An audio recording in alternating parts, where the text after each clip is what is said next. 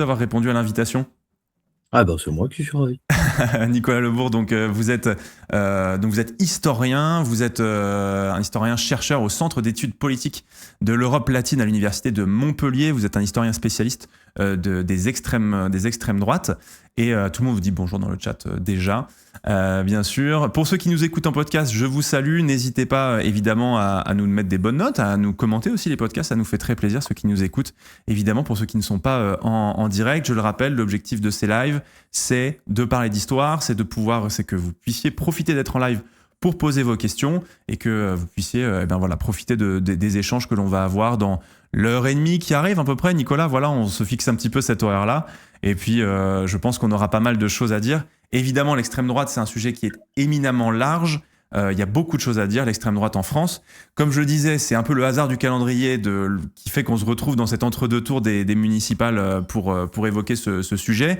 L'idée de notre entretien, c'est de se concentrer sur l'extrême droite en France au lendemain de la Seconde Guerre mondiale. Comment cette extrême droite, exempte au lendemain du conflit mondial, est-elle devenue 80 ans plus tard une force majeure de notre échiquier politique ? Qu'a-t-elle fait évoluer ? Que garde-t-elle comme héritage politique et idéologique ? Et comment la définir ? Et on va essayer d'y répondre ce soir avec vous, Nicolas Lebourg. Déjà, et on aime bien évoquer et lancer nos entretiens de cette manière, comment est-ce qu'on en vient en tant que chercheur, jeune chercheur, à s'intéresser aux questions de l'extrême droite, puisque ça a été votre thèse ? Ouais, bien sûr, ça part d'une question citoyenne, bien évidemment. Mhm. C'est une sensibilité à la problématique. Et puis moi, je suis un Perpignanais. Alors, vous savez que là, le maire RN a été réélu, mais c'est de bonne lune hein, que l'extrême droite est importante dans ce territoire. Donc, bien évidemment, c'est une sensibilité au départ à ces problématiques-là. Et un souci que j'avais quand j'étais jeune, c'est que je n'ai aucun effort à faire pour être assez libéral philosophiquement. Mhm. Donc, je ne voyais pas bien, je ne comprenais pas bien ce qui stressait à ce point une partie de mes contemporains, de mes concitoyens. Et j'aime bien comprendre. Donc, je me suis dit que j'allais creuser la question et plutôt que de juste me dire que j'étais le gentil et qu'ils avaient tort. Très bien. Et oui, et justement, c'est un peu moi les questionnements quand j'ai annoncé le live, j'avais des gens qui sont tout de suite venus vers moi en me disant mais pourquoi parler de ce sujet, etc. Évidemment, et je l'ai dit un peu en préambule juste avant de lancer l'enregistrement, c'est évidemment l'extrême droite aujourd'hui. On parle évidemment de notre actualité, mais l'idée c'est de parler d'histoire et de faire cette généalogie aussi de ce mouvement des extrêmes droites parce qu'on va le voir qu'il y en a aussi un petit peu plusieurs. Nicolas Lebourg, pour mettre un peu les pieds dans le plat, déjà, je pense que ce qui est important de poser comme question pour débuter, c'est quoi l'extrême droite en France ? Comment la définir ? C'est un bon début, je suis bien d'accord. Parce qu'effectivement, le problème est qu'on dit il y a beaucoup d'agitation autour des choses parce qu'on met des polémiques actuelles sur une problématique au long cours ou bien au mieux, on pense sur les dernières décennies. Extrême droite, c'est une formule qui date des années 1820. Je rappelle, il y a la Révolution française, il y a l'Empire avec Napoléon, et après il y a la Restauration. C'est durant la Restauration qu'on va voir apparaître ce syntagme, cette expression d'extrême droite. Elle dit quoi au début du 19e siècle? Elle désigne des hommes qui sont en colère. Le premier texte que je connais donne une définition anthropologique, c'est un homme en colère, on explique l'homme d'extrême droite, parce qu'il considère que la Restauration ne va pas du tout assez loin, que les élites ont failli, que les institutions sont faibles, et qu'il va y avoir une nouvelle révolution. Donc, il faut donner un grand coup de balai pour remettre de l'ordre véritable. Cette définition-là, je peux vous dire l'avoir dit un jour à Jean-Marie Le Pen. Il m'a dit, oh bah tiens, comme ça, lui qui n'avait jamais aimé l'expression extrême droite, comme ça, ma foi, c'est vrai que ça me définit plutôt pas mal. Ensuite, sur 2 siècles, bien évidemment, quand on regarde historiquement, il faut avoir une définition qui corresponde, quel que soit le courant, et il y a beaucoup, beaucoup de courants à l'extrême droite, quelle que soit la période dans ces 2 siècles, et puis quel que soit le pays, c'est international. Donc, une extrême droite, c'est un peu compliqué quand on dit, mais il y a 3 éléments à retenir. Il suffit de les réexpliquer simplement 2 secondes après. Une extrême droite, c'est un mouvement qui se présente comme une élite de rechange. Ça, c'est une idée qui demeure depuis le début du 19e. Pour régénérer, c'est un mot absolument fondamental dans leur pensée, la régénération. Pour régénérer une société sous une forme organiciste, là, ça a l'air de devenir compliqué. En fait, ça l'est pas. L'organicisme, ça a l'air super compliqué, c'est pas compliqué. L'organicisme, c'est penser une société comme un être vivant qui vit, qui grandit, qui peut mourir. L'élément central de sa survie, c'est la question de son unité. Donc, la question de l'immigration, c'est pas juste des immigrés qui viennent, c'est un corps étranger, c'est une métastase, c'est un risque de cancer et de mort. Et c'est la même chose pour toutes les problématiques qui vont être vues par cette question d'unité. Et puis une particularité des extrêmes droites, c'est que cette régénération organiciste de la société, elle n'est possible que par une révision des relations internationales. On ne peut pas y arriver sinon. Donc ceux qui nous écoutent, ils ont sans doute tous entendu au lycée, au collège, le poids du traité de Versailles pour les nazis, pour prendre un exemple extrême. Mais dans tout autre cas, hein, on retrouve cette idée de régénération organiciste et de révision des relations internationales, y compris pour les partis populistes qui reconnaissent les institutions et le jeu démocratique. Il y a aussi quelque chose que, en préparant notre entretien, je regardais certaines de vos conférences, il y a quelque chose qui m'a un petit peu interpellé. On dit souvent que l'extrême droite, depuis quelques années, lorgne sur les mesures sociales de la gauche. Pourtant, il semble que de tout temps, en tout cas depuis que l'extrême droite existe, il y a eu un discours social, un fond de discours social, évidemment différent, mais comment s'articule-t-il ? Bien sûr, absolument toujours. Le courant dominant de l'extrême droite en France, c'est un courant qu'on appelle le national-populisme, dont les premières apparitions se font dans les années 1880 à la fin du 19e siècle. Et il attire aussi bien des gens qui viennent des milieux les plus réactionnaires et les plus conservateurs que des gens qui viennent de ce qu'on appelle la Commune de Paris, qui est une grande révolution à la fin du 19e siècle, et qui sont des gens qu'on placerait à l'extrême gauche. Ce national-populisme a des valeurs sociales de gauche, la défense du petit, en particulier cette représentation-là, et des valeurs culturelles de droite, l'ordre, l'autorité, etc. On a cet alliage déjà là. Si vous prenez Édouard Drummond, qui est le grand agitateur antisémite d'extrême droite à la fin du 19e siècle en France, il vous explique qu'en fait, on peut faire une très grande politique sociale parce qu'il va suffire de récupérer l'or que les Juifs ont volé aux Français. Et que donc avec ça, on pourra avoir une politique sociale.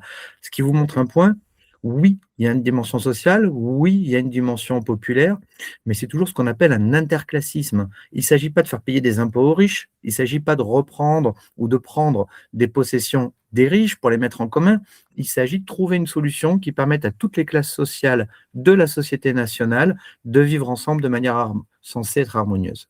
Oui, c'est ça. Avec donc, comme vous le disiez, cette pensée organiciste qui vient, on va dire, diriger toute cette pensée sociale, on va dire. Donc forcément, qui crée une scission de fait avec donc, par exemple, la gauche qui se veut effectivement sociale la notion sociale de la gauche, évidemment. Avec ce point qui est important peut-être à dire tant qu'on y est, qui est que le truc que racontent les types de CNews à moitié alphabétisés, que comme quoi dans le national-socialisme, il y a socialisme. Oui. Certes, c'est vrai, c'est bien. Mais en fait, qu'est-ce que veut dire le mot socialisme ? Le Müller van den Broek, le grand théoricien du nationalisme allemand, l'écrit dans un bouquin qui paraît juste après la Première Guerre mondiale, dont le titre fera tilter chacun, le Troisième Reich. Le socialisme est le fait qu'une nation tout entière se sent vivre ensemble tout entière. C'est cette idée de l'organicisme, encore, qu'ils appellent socialisme. Et oui, en fait, effectivement, dans organicisme, on pourrait penser à organisation, mais en réalité, c'est vraiment le côté de corps, et il ne faut pas que, du coup, ce corps soit contaminé par aussi des corps halogènes, on imagine, qui viendraient détériorer la santé de ce corps et qui, du coup, pourraient dépérir. Donc, il y a aussi cette côté de mortalité et peut-être de disparition qui crée, du coup, cet aspect organiciste, c'est assez important de le dire. Est-ce qu'il y a différents types d'extrême droite ? Parce que vous parliez de national-populisme, il y a du fascisme, il y a du contre-révolutionnaire. Comment est-ce qu'on se retrouve dans cet échiquier, dans ces 50 nuances d'extrême droite ? Alors, il y a 500 nuances, hélas. On va simplifier à quelques grands traits. Il y a deux grands champs. Il y a l'extrême droite, tel que je l'évoquais tout à l'heure, du 19e siècle. Et puis, il y a le choc de la Première Guerre mondiale. Le choc de la Première Guerre mondiale, il transforme tout. Et il voit naître ce qu'on appelle l'extrême droite radicale. L'extrême droite radicale, les courants les plus connus, c'est évidemment les fascistes, les nazis. Mais il y en a encore plein d'autres selon les pays, puis avec des différences idéologiques à l'intérieur des pays. En Allemagne, avant la victoire des nazis, les nationaux-socialistes, à leur extrême droite, il y a les nationaux bolcheviques. En Italie, en Russie, il y a des groupes, etc., etc. L'extrême droite radicale, la différence, c'est qu'elle dit à ses petits camarades que c'est bien beau de changer les élites, que c'est bien beau de changer les institutions, ça ne changera rien. Que l'être humain est rentré dans une telle décadence matérialiste que ça ne changera rien. Ce qu'il faut, c'est un homme nouveau, c'est une révolution anthropologique. Et ça, c'est le trait qu'on va trouver dans toute l'extrême droite radicale. Donc, on a deux grands champs. Un champ qui va plutôt être de type réactionnaire, le mot de réaction, mais aussi durant la Révolution française, et un champ qui va être plus sur cette question de la révolution anthropologique. Et à l'intérieur de ces deux sous-champs, vous avez des tonnes de courants. Ouais. Et en France, on est d'accord qu'on a. Est-ce qu'il y a eu alors, vous parliez, il y avait du national-populisme, on va dire réactionnaire. Est-ce qu'on a eu en France justement des tendances fascistes aussi qui ont trouvé leur place dans cette sphère d'extrême droite ? Oh, bien sûr, hein, on en a tout notre lot, mais c'est très particulier parce que le problème, c'est quand on pense fascisme, on a tous dans la tête, évidemment, les États nazis, les États fascistes, et cetera, avec des organisations de masse extrêmement importantes. En France, ça n'a jamais été ça. Ça a toujours été un réseau de groupuscules, ce qui d'ailleurs a amené à des configurations, à des systèmes d'alliances qui ont été inventés en France. Mhm. Et donc, c'est une figure qui est particulière, mais nous avons eu notre lot de mouvements fascistes, bien évidemment. Et j'en profite d'ailleurs de vous. Comment est-ce que. Parce qu'aujourd'hui, c'est vrai que. Avec Trump notamment, vient beaucoup le terme de fasciste. On utilise beaucoup ce terme. Et je pense que même si ça sort un tout petit peu de notre scope, est-ce que vous pourriez définir ce qu'est le fascisme peut-être pour qu'on on puisse avoir des éléments de réponse par rapport à notre actualité? Très judicieuse remarque. Le fascisme, il y a eu un très grand débat très longtemps autour de la définition du fascisme entre historiens, qui a pu même être assez vigoureux et assez violent parfois dans les mots qui étaient utilisés et dans les échanges. Bon, ça s'est à peu près stabilisé. Je vais vous dire la façon dont moi je le dis, mais en gros, on est à peu près d'accord aujourd'hui. Mais forcément, je me rappelle mieux ma définition à moi. Un fascisme, c'est un parti milice, donc ça c'est évidemment totalement fondamental. Un parti milice qui veut faire un homme nouveau par un État totalitaire à l'intérieur et une guerre impérialiste à l'extérieur. Vous voyez qu'on retrouve les éléments de l'extrême droite, qu'on retrouve les éléments de l'extrême droite radicale, mais définis d'une manière spécifique, hein, évidemment, et avec les plus-values propres du mouvement fasciste. Dans l'Europe des dernières années, Aube dorée en Grèce, mouvement à la fois très violent, mais qui avait des élus, était un mouvement qui cochait toutes les cases, y compris la guerre impérialiste dans leurs désirs. Pour M. Trump, on n'y est pas encore. Je ne sais pas de quoi demain sera fait.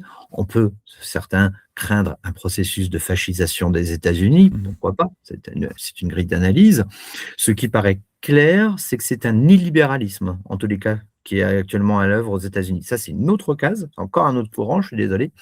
L'illibéralisme, c'est utiliser la démocratie pour défaire l'état de droit au bénéfice d'un régime autoritaire qui veut une société homogène.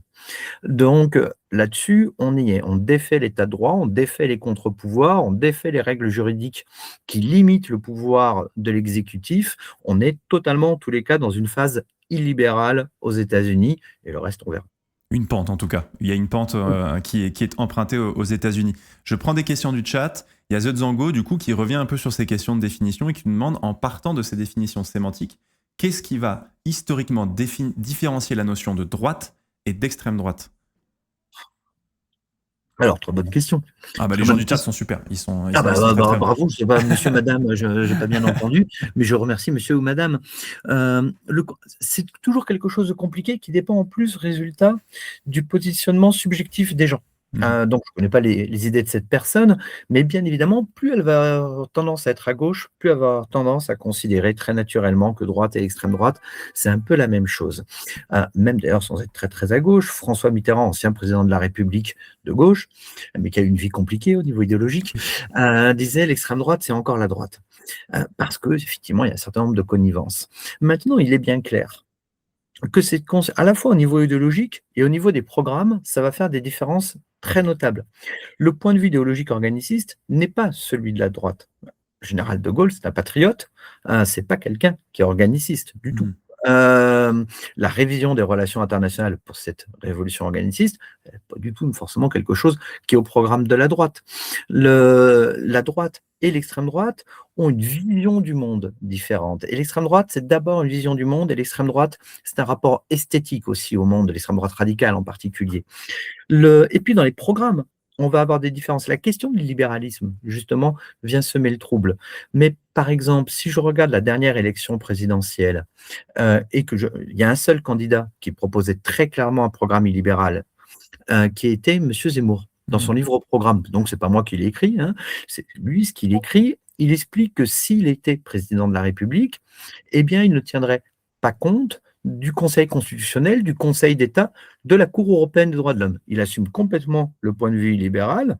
Alors, il rend les clés, il explique bien à la fin de son mandat, hein, s'il est élu, il ne va pas enlever la démocratie, il n'est pas fasciste, mais il considère que l'exécutif ne doit pas être retenu par des normes de droit. Ça, c'est très clairement un point de vue libéral qui, aujourd'hui, travaille une partie de la droite et du centre aussi, il faut bien l'admettre, mais qui, pour l'instant, est porté en France par l'extrême droite. C'est vraiment c'est très intéressant d'avoir tous ces points sémantiques et je trouve que c'est important aussi pour qu'on ait tous ces notions-là au début de notre échange. Il y a Squala dans le chat qui pose une question. Bonjour, je vois beaucoup de groupuscules d'extrême droite actuels réactualiser et se réapproprier la crise du 6 février 1934. Pourriez-vous recontextualiser cette crise et ses conséquences? Alors, effectivement, dans les années 30, il y a ce qu'on appelle l'agitation des ligues. Les ligues, c'est un phénomène politique, c'est des groupes qui visent à travailler l'opinion et le pays sur un thème, en gros.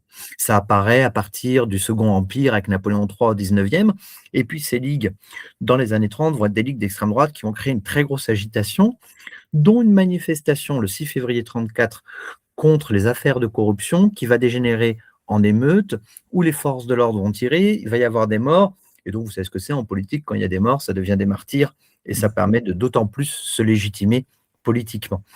Là-dessus, ça correspond aussi à la façon dont vit notre extrême droite française. Je disais tout à l'heure, on n'avait qu'un réseau de groupuscules en ce qui concerne les fascistes, mais même, il faut bien se rendre compte que dans l'entre-deux-guerres, non seulement on a que des groupuscules, alors qu'à côté, il y a l'énorme parti nazi, il y a le parti fasciste, etc. Dans les autres pays, il y a la phalange en Espagne, il y a tout ce que vous voulez. Vous faites l'addition de tous les groupes, des plus modérés aux plus radicaux, vous avez 5% de la population active. C'est une poussière Ouais. à l'échelle de l'Europe. Vous regardez après-guerre. En 1944, on réinterdit tous les mouvements, évidemment. Avec la chute de Vichy, tous ces mouvements ont collaboré, ils sont interdits. En 1947, il y a une première synthèse des services de renseignement français pour dire comment ils se sont reconstitués dans les 3 dernières années, et un très gros rapport qui est fait. On est déjà à plus de 400 groupuscules. Et c'est vraiment la forme typique de l'extrême droite radicale en France, ces réseaux de groupuscules. Et donc, le souvenir des ligues devient d'autant plus important aujourd'hui que les ligues, le 6 février 34, va amener la loi de janvier 36 qui permet la dissolution. Chaque fois que vous entendez aux infos qu'un groupe a été dissous, interdit par le gouvernement, c'est la base, c'est cette loi qui est devenue aujourd'hui un article du Code de sécurité intérieure. Or, depuis 1936, si vous regardez depuis 2017, 29% des dissolutions qui ont été faites depuis 1936, elles ont été faites depuis 2017. Elles ont été faites sous Emmanuel Macron. On n'a jamais autant dissous. Ça a complètement transformé, résultat, le paysage des groupuscules. Et donc, c'est assez naturel qu'ils se retournent vers cette question-là. Et puis, pour finir cette réponse un peu longue, pardonnez-moi, ça aboutit aussi à un truc qui est, dans les années 30, la création du premier Front National. Et évidemment, quand en 1972 est créé le Front National que l'on connaît, qui va devenir le Rassemblement National, le nom est exprès choisi en référence et la stratégie découle directement des années 30 également de la part de ces groupements.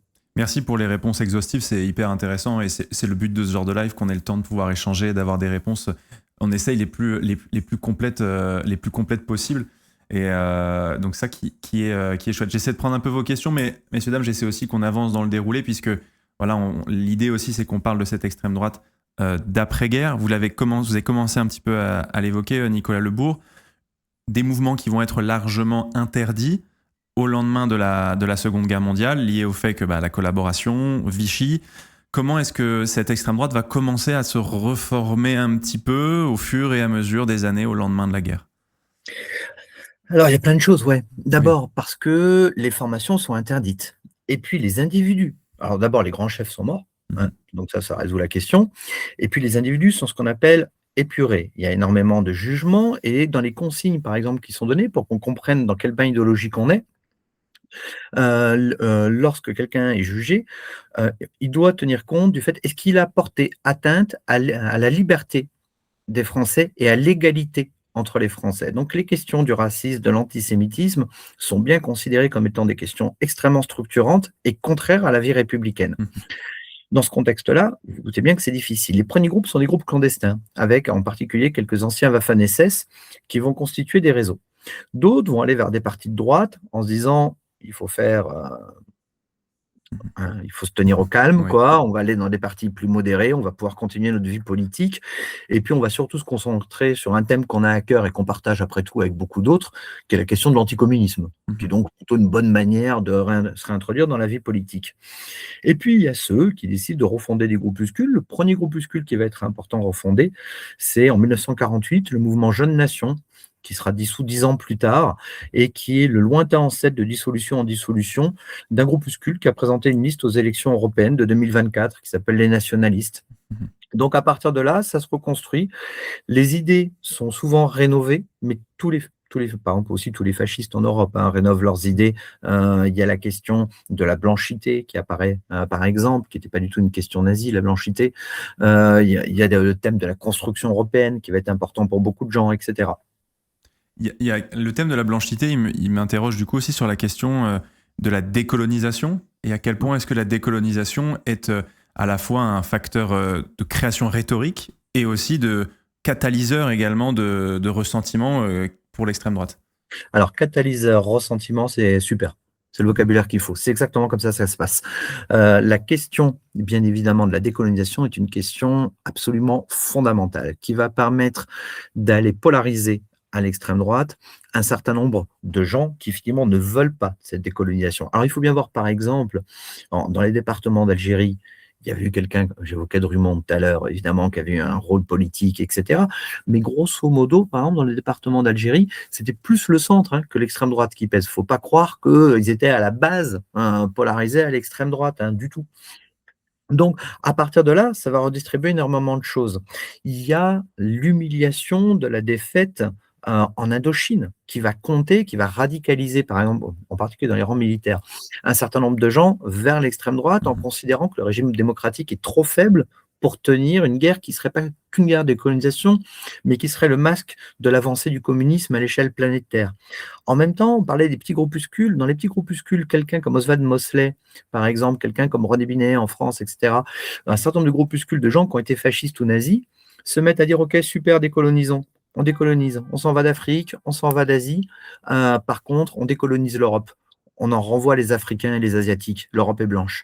Donc, vous voyez, ça va là s'entremêler.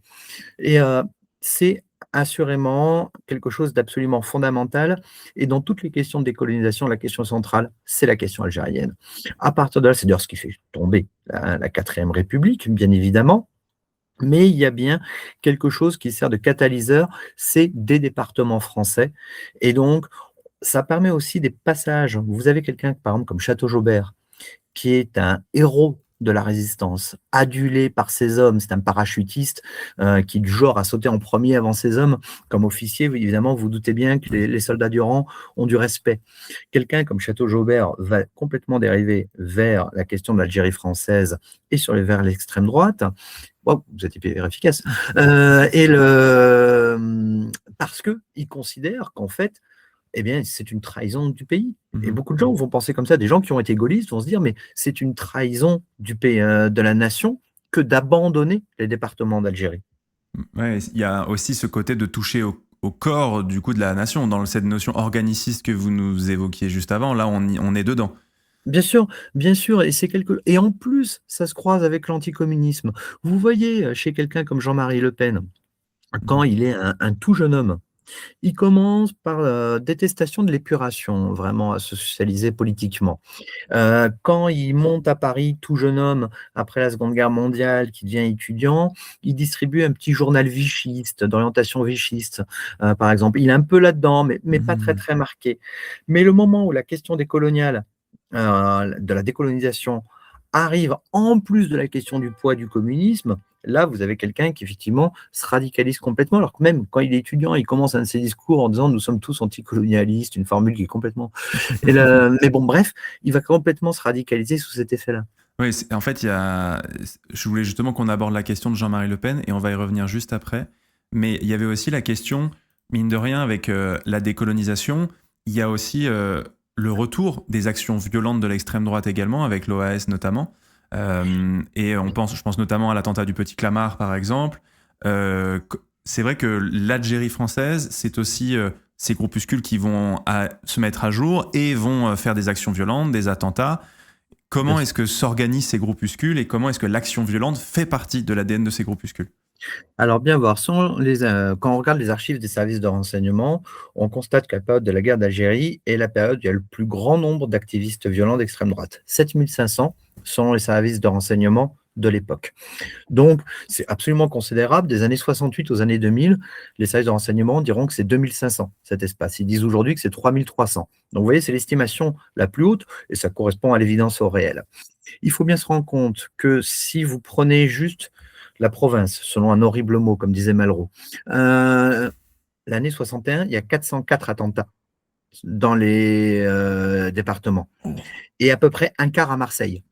Il y a des explosifs qui sautent tous les 3 jours à Marseille. Pourquoi à Marseille? Euh, alors, c'est une zone particulière qui est déjà une zone très en dialogue avec l'Algérie. Pour ne pas se paumer, la grande organisation terroriste, c'est l'organisation de l'armée secrète. L'organisation de l'armée secrète, c'est à peu près 2000 morts dans les départements algériens, ces attentats. En France, ça va être plus de 70. Mais de l'autre côté, bien évidemment, ce sont des Français. C'est là toute la problématique à l'époque. Donc, une organisation terroriste dont le bilan est effectivement d'une extrême violence. Tout le monde n'y est pas du tout. Des néofascistes, des néo-nazis, etc. Il y a des tendances. Jeunes Nations, par exemple, y participent un temps et représentent clairement une tendance néofasciste. Il y a des gens qui sont beaucoup plus modérés, mais qui considèrent que, en tous les cas, il peut y avoir beaucoup de morts sur la route de leur projet politique. L'OS va être un moment très important et il se passe quelque chose d'intéressant pour vous qui vous intéressez aux questions d'histoire et mémoire. Parce que après la fin de la guerre, le souvenir de l'Algérie française va aller uniquement dans l'extrême droite de type réactionnaire. Le Front National va la porter, des milieux nationaux catholiques vont porter ce souvenir. Dans les milieux radicaux de type nationaliste révolutionnaire, par exemple, des gens comme le GUD, on va dire, mais super, c'est un truc de réac, on s'en fout. De toute façon, l'Algérie française, ça veut dire une société multiethnique. Nous, on n'est pas pour la promiscuité entre groupes ethniques différents. Donc, tout va très bien. Et ce qui est intéressant, c'est que ça revient au XXIe siècle. Ça revient d'abord en 2001, avec les tout débuts de ce qu'on appelle la fachosphère sur Internet, les premiers sites Internet interreliés comme ça, avec un site qui s'appelle SOS Racaille à l'époque, et qui est le premier à dire, mais en fait, la guerre d'Algérie continue, hormis que l'enfant du FLN, l'organisation nationaliste algérienne, c'est Al-Qaïda. Et ce discours-là va monter crescendo, et en 2015, il explose totalement, un discours en mode Daesh, c'est l'enfant du FLN. Il y a des hommes politiques populistes qui vont le dire, le maire de Béziers, Robert Ménard, par exemple, Éric Zemmour, quand il tient encore son émission sur CNews, qui lui va le dire de manière obsessionnelle, et puis des groupes radicaux qui vont l'interpréter même différemment, dans l'idée qu'il y a une continuité de la lutte terroriste et qu'il faut donc se défendre en attaquant. Il y a, justement, il y avait vous parliez de 2001. Est-ce que, du coup, évidemment, vous évoquez Al-Qaïda, vous allez dire qu'il y a aussi, du coup, cette évolution et ce retour de ce discours-là au lendemain des attentats du 11 septembre? Oui, complètement. C'est là que ça recommence, où d'un coup d'un seul, cette mémoire qui était dans les niches réactionnaires va de nouveau se répandre dans les extrêmes droites, et la mémoire va servir vraiment dans les processus de radicalisation des dernières années. Là, il y a des enjeux qui deviennent très, très intéressants, et on voit que la mémoire peut permettre vraiment une radicalisation. Je prends un exemple tout simple, un groupe qui a été arrêté, dont l'essentiel des membres ont fini de purger leur peine il y a quelques années pour un projet d'attentat en revanche contre le 13 novembre. Ils partent de milieux néo-nazis. Je veux dire, ils font des trucs de néo-nazis, mais ils enquiquinent une personne au niveau de la violence. Ils vont se mettre à se polariser vers des associations pieds noirs, à les fréquenter, à se dire qu'en fait, c'est la continuité de la guerre d'Algérie, et là, ils vont préparer des attaques. On a commencé à évoquer un petit peu la personnalité de Jean-Marie Le Pen, évidemment, qui est l'éléphant dans la pièce quand on parle de l'extrême droite en France au lendemain de la Seconde Guerre mondiale. On va revenir sur son parcours, mais ce que représente aussi Jean-Marie Le Pen, mine de rien, pour cette extrême droite, et je pense que c'est important de le dire, c'est aussi une sorte de continuité de l'extrême droite nationale populiste. C'est l'image du leader. C'est l'image du leader, et c'est le seul, il faut lui reconnaître, à avoir réussi. Il n'y a pas plus désordonné que l'extrême droite en France. Pas dans d'autres pays, mais en France. Il n'y a pas plus désordonné comme champ politique. Aucun autre champ politique à l'extrême gauche, à droite, vous comparez, est aussi désordonné, a autant tendance à exploser. Même les trotskistes font moins de chapelles et moins d'organisation. Donc c'est très spécifique. Jean-Marie Le Pen va arriver à s'installer comme l'arbitre, comme le référent, comme on s'engueule, mais si le chef dit que, eh ben c'est le chef. Et on fait avec. Et ça, c'est quelque chose que personne n'est jamais arrivé à faire dans les extrêmes. Vous savez, quand on parle de ça, quand je vous dis cette fragmentation, faut que vos internautes se rendent compte. Quand on pense dictature d'extrême droite, on a le réflexe de penser dictature à parti unique. Vichy, il y a 88 partis politiques, tous d'extrême droite, tous devoir reconnaître la personne du maréchal Pétain, etc. Mais c'est extrêmement pas mal. Même sous Vichy, c'était pas arrivé à s'unifier. Donc vraiment, Jean-Marie Le Pen va réussir ce qui est un exploit historique, d'arriver à organiser l'extrême droite française. Bon, on va y revenir justement à travers son parcours. Jean-Marie Le Pen, qui est issu, il faut le rappeler quand même, d'un milieu très populaire en Bretagne, un père marin-pêcheur qui décède alors qu'il est très jeune, et donc il va faire des études de droit. Vous le disiez, il va aller il va aller en Indochine, il va s'engager comme parachutiste. Il va faire la guerre d'Algérie avec les choses que l'on connaît évidemment aujourd'hui. Et entre l'Indochine et l'Algérie, il va y avoir aussi une rencontre avec le poujadisme. C'est, on va dire, le moment où il passe des syndicats étudiants à la vie politique. Qu'est-ce que le poujadisme déjà? Parce que la première fois que j'avais entendu, c'est quelque chose que je découvrais. Et je trouve que c'est intéressant, dans le contexte actuel de notre politique, de rappeler ce qu'est le poujadisme. Alors le poujadisme, d'abord c'est marrant ce que vous dites, parce que quand moi j'étais ado, on utilisait encore le mot poujadisme dans des conversations. Moi je l'ai découvert avec la série de Philippe Collin, notamment sur Jean-Marie Le Pen. Et on voit bien comment les choses disparaissent justement, comment l'histoire n'est pas quelque chose de fixe et la mémoire n'est pas quelque chose de fixe. Quand j'étais ado, c'était il y a longtemps.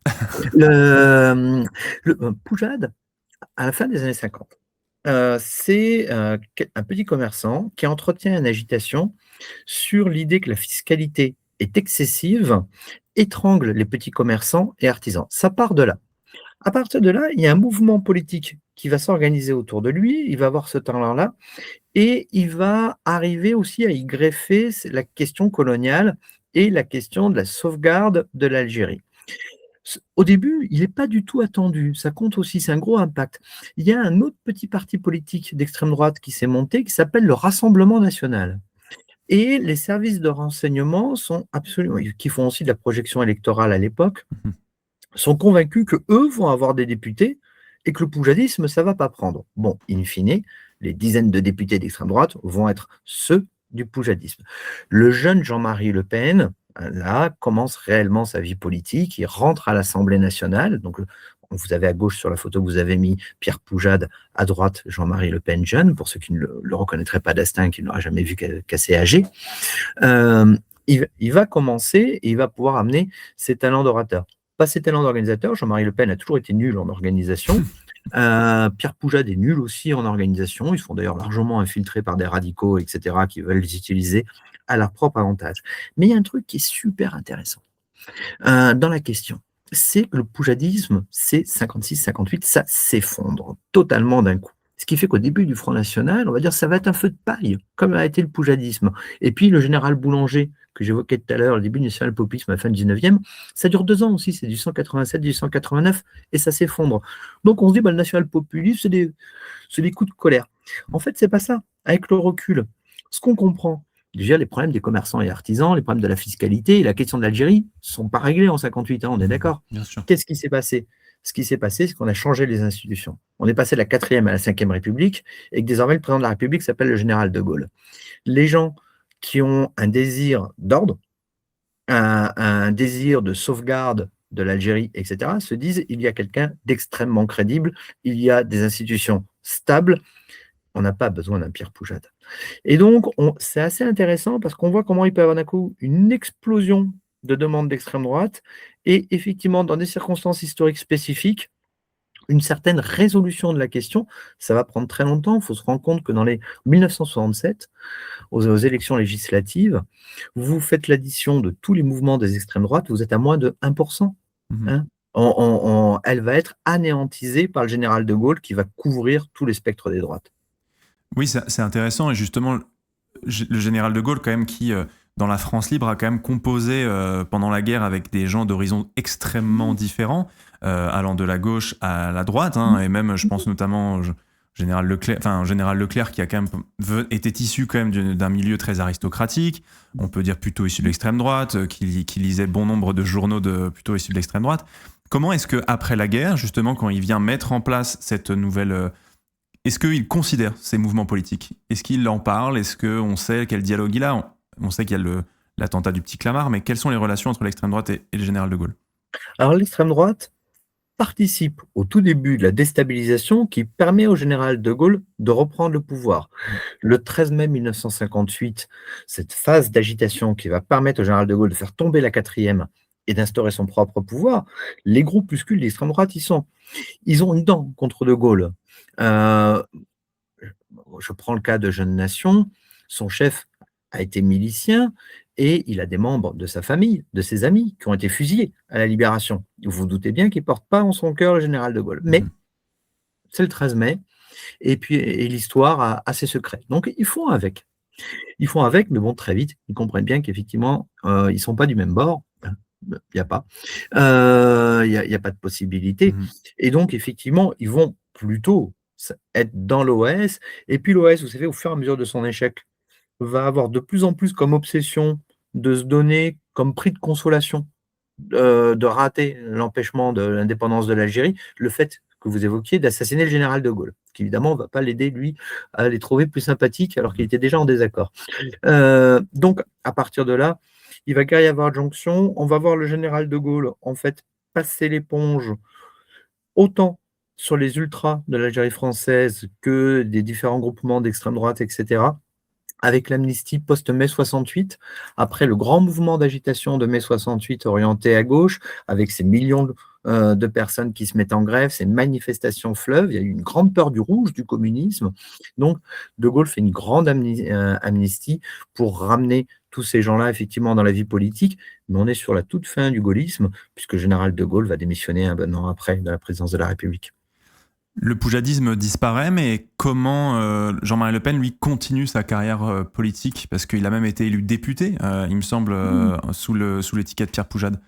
Oui, ouais, bien sûr, il a été député poujadiste.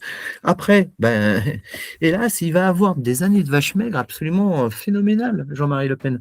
Ça va être extrêmement difficile, de même tout le Front National est créé en 72. Il a été dans le désert pendant toutes les années antérieures. Le Front National, il n'est pas du tout responsable de sa création. Ce sont de jeunes militants néofascistes, très doués pour faire de la politique et très doués pour la violence, les deux à la fois, qui vont le chercher en comprenant bien, en particulier quelqu'un qui s'appelle François Duprat, dont c'est l'anniversaire de l'assassinat Oui, ça, c'est le vrai que 18 mars. on en reparlera de ça, mais Voilà. une C'est double. François Duprat, le responsable de la création du Front National, en fait. Mais Duprat, il est totalement cramé. Donc, il ne peut pas être devant. Ça ne servirait à rien dans sa stratégie. Il faut qu'il trouve quelqu'un qui dédiabolise. Mhm. Et Le Pen, il a été député et il a été rapporteur du budget de la défense à l'Assemblée nationale. Donc, quelque chose qui fait très notable pour eux. Ils vont le chercher. C'est difficile, l'accord.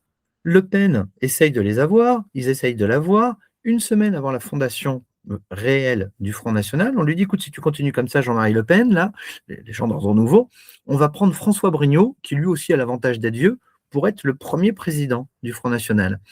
François Brignot, il a été milicien. Il était membre de la milice durant la Seconde Guerre mondiale. Vous vous doutez bien que ça aurait pas mal changé l'image du Front National. Oui. Les statuts sont déposés par un ancien SS. Le premier président aurait été un ancien milicien. Ça aurait été un groupuscule de plus et rien d'autre. Ça n'aurait pas été faisable. Il sera biboche. Le Pen est fait président. Mais vache maigre avant et vache maigre après, ils reprennent pour 10 ans de continuer la traversée du désert où l'extrême droite n'arrive pas à se réinstaller dans la vie politique française. C'est un parti qui est marginalisé. Est-ce qu'on a déjà d'ailleurs la symbolique de la flamme? Parce qu'il y a une histoire derrière le symbole de la flamme du FN d'ailleurs. Ouais, parce que ça vient des néofascistes italiens. En particulier, leur grand chef dans cette époque s'appelle Giorgio Almirante. Ils ont fondé un mouvement qui s'appelle le MSI, le mouvement social italien. Il y a aussi une blague, en fait, en italien, ça peut se dire Mussolini est immortel. De même, la flamme est sur un catafalque, c'est la mémoire de Mussolini, etc. Eux se revendiquent du fascisme, hein. On tournotouille pas autour. Oui. C'est Almirante qui dit à Duprat, quand il reçoit en tant que chef d'ordre nouveau, il faut pratiquer un fascisme souriant, il faut vous ouvrir à la droite, il ne faut pas faire peur, etc. Duprat ramène ça et on a les comptes rendus des réunions internes. Il réutilise exactement les formules, il parle de ça. C'est comme ça qu'il crée le Front National. Et le MSI, pour filer un coup de main, dit bah, on met la main à la poche, on va vous donner un peu de pognon, en particulier en termes d'imprimerie, Ouais. ce qui fait que les premières affiches du Front National sont aussi avec le logo du MSI. C'est fait avec l'ambiance du MSI sur le journal pour un ordre nouveau. Tiens, j'aurais pu vous les sortir, j'en ai des stocks derrière. On a cette flamme et évidemment, on y remet juste le bleu à la place du vert. on se veut l'équivalent français, pardon, du mouvement italien, qui est un mouvement beau, qui est un mouvement qui a de la puissance, qui a des capacités, qui a un syndicat, qui est quelque chose déjà d'assez important. Donc, il sert de modèle. Il y a Squala qui pose une question en chat. Ce serait déjà la fameuse dédiabolisation dont on parlait déjà à l'époque? Totalement. L'opération de création du Front National est une dédiabolisation du mouvement Ordre Nouveau. Là, il y avait un petit bouquin, si ça intéresse votre internaute, du politiste Alexandre Désay, qui date de 2012, et dont j'ai évidemment totalement oublié le titre, mais Alexandre Désay, voilà l'auteur, qui montrait très bien, en tous les cas, comment toute l'histoire du FN-RN n'a qu'un seul sens, c'est l'équilibre entre radicalité, être hors du système, soulever la table, la balayer, et se dédiaboliser, rentrer dans le système. C'est cette dialectique-là tout le long de son histoire. Ce livre serait Le Front National à la conquête du pouvoir. Il me semble que c'est celui-là. Pour ceux qui veulent des petits conseils lecture pour approfondir notre live, évidemment, n'hésitez pas. Vous parlez de vache maigre. Comment est-ce que justement, peut-être c'est important d'expliquer avant qu'on parle peut-être de la fin de cette marginalité, ou peut-être qu'elle est concomitante. Comment est-ce que Jean-Marie Le Pen, et vous le disiez, pas très bon organisateur, mais capable de fédérer les mouvements d'extrême droite derrière lui. Comment est-ce qu'il va procéder? Comment est-ce qu'il va réussir à rassembler tous ces mouvements qui ne dialoguent pas, les monarchistes, les bonapartistes, les réactionnaires? Comment est-ce qu'il va les faire revenir dans son giron? Alors, il faut revenir 2 secondes sur la stratégie du Front National, qui donc naît d'abord en 1934, avec l'idée on est des groupuscules divers et variés, on n'arrive à rien, alors que dans toute l'Europe, tout le monde arrive à faire des choses. Qu'est-ce qu'on pourrait faire? On va créer une plateforme qui s'appelle le Front National avec un programme minimal, le travail français aux travailleurs français, vous le dit le texte de 1934. On n'est pas paumé pour la suite. Qui est un minimum commun, évidemment, pour des gens qui sont nationalistes. Mais chacun conserve son groupuscule, qui peut être républicain, qui peut être royaliste, qui peut être fasciste, etc. etc. C'est la même idée en 72. Chacun doit conserver son groupuscule, mais on doit avoir une plateforme qui va permettre d'avancer. Ça va être très compliqué. D'abord parce que Jean-Marie Le Pen et Ordre Nouveau vont se fâcher très violemment. Les autres vont aller créer un autre parti qui va pendant des années être plus important que le Front National. Et puis, ça va finir en autre boudin. Jean-Marie Le Pen, lui, va maintenir ça. Et va y avoir ce système qu'on appelle de compromis nationaliste avec toutes les chapelles jusqu'en 1999. Donc, première chose, toutes les chapelles y sont. Et Le Pen est le président. Il est le président, il est donc l'arbitre. Il est aussi malin. C'est-à-dire qu'à l'intérieur du Front National, par exemple, au début des années 90, il y a 2 tendances qui sont en guerre constante. Ceux qu'on appelle les nationaux catholiques, pour lesquels la France, elle est catholique en soi et que toute politique doit revenir à la question du catholicisme. Et puis des gens qui sont des néo-païens, qui s'assument comme néo-païens et qui vomissent le catholicisme. Que fait Jean-Marie Le Pen? Il met le chef des 2 courants ensemble à la formation des militants, à la formation pour qu'ils deviennent des élus. Vous vous entendez ensemble ou bien personne n'aura d'élus. Vous êtes obligé de vous entendre si vous voulez survivre. Et quand il y a un problème, vous venez voir le chef. Ça, c'est un système de gouvernance qui, mine de rien, n'est pas idiot par rapport au milieu, qui est assez fonctionnel. Et puis surtout, à partir des années 80, il est le seul à pouvoir distribuer des places. À partir des années 80, il y a enfin des places éligibles pour l'extrême droite. On peut enfin commencer à construire des carrières, y mettre sa vie, à avoir des capitaux sociaux, financiers. Et celui qui distribue, qui a la haute main sur la totalité des investitures, ça va toujours être Jean-Marie Le Pen. Qui fait que si vous êtes un militant d'extrême droite et que vous voulez avoir un retour sur investissement, il y a une personne avec laquelle vous allez vous entendre, c'est Jean-Marie Le Pen. Donc vous voyez, il y a un mélange d'un petit peu tout. Mais il y a quand même aussi quelque chose d'assez intéressant, important, c'est qu'une carrière politique, ça se bâtit malgré tout avec de l'argent. Je le disais, Jean-Marie Le Pen grandit dans un milieu qui est populaire. Comment est-ce qu'il va acquérir Est-ce que c'est la notoriété? Comment arrive-t-il à... Il y a un monsieur qui a énormément de problèmes de santé, à la fois physique et psychologique, qui est proche des milieux d'extrême droite, c'est monsieur Lambert. Et M. Lambert a tendance à faire des testaments un petit peu tous les samedis matins. Coup de bol pour Jean-Marie Le Pen, ils lui ont fait un beau. Et pas de bol pour M. Lambert, il décède. Il va y avoir force bisbille entre les divers héritiers possibles et putatifs de Lambert. Et finalement, Jean-Marie Le Pen quand même tire le gros lot, va avoir l'essentiel de la fortune de Lambert. Lambert lui lègue par amitié idéologique. Lambert est un homme d'extrême droite. Mhm. Et Jean-Marie Le Pen ne va pas mettre l'argent dans la cause, il va le mettre dans sa vie, en considérant que s'il est libre financièrement, ça lui permet de s'occuper du parti, que donc ça revient au même. Et à partir de là, il va pouvoir avoir effectivement un train de grand seigneur, les fameuses propriétés dont on voit toujours des photos avec Marine Le Pen jeune, etc. Je pense que tout le monde connaît ces photos-là. Et pouvoir mener son parti sans difficulté pécuniaire.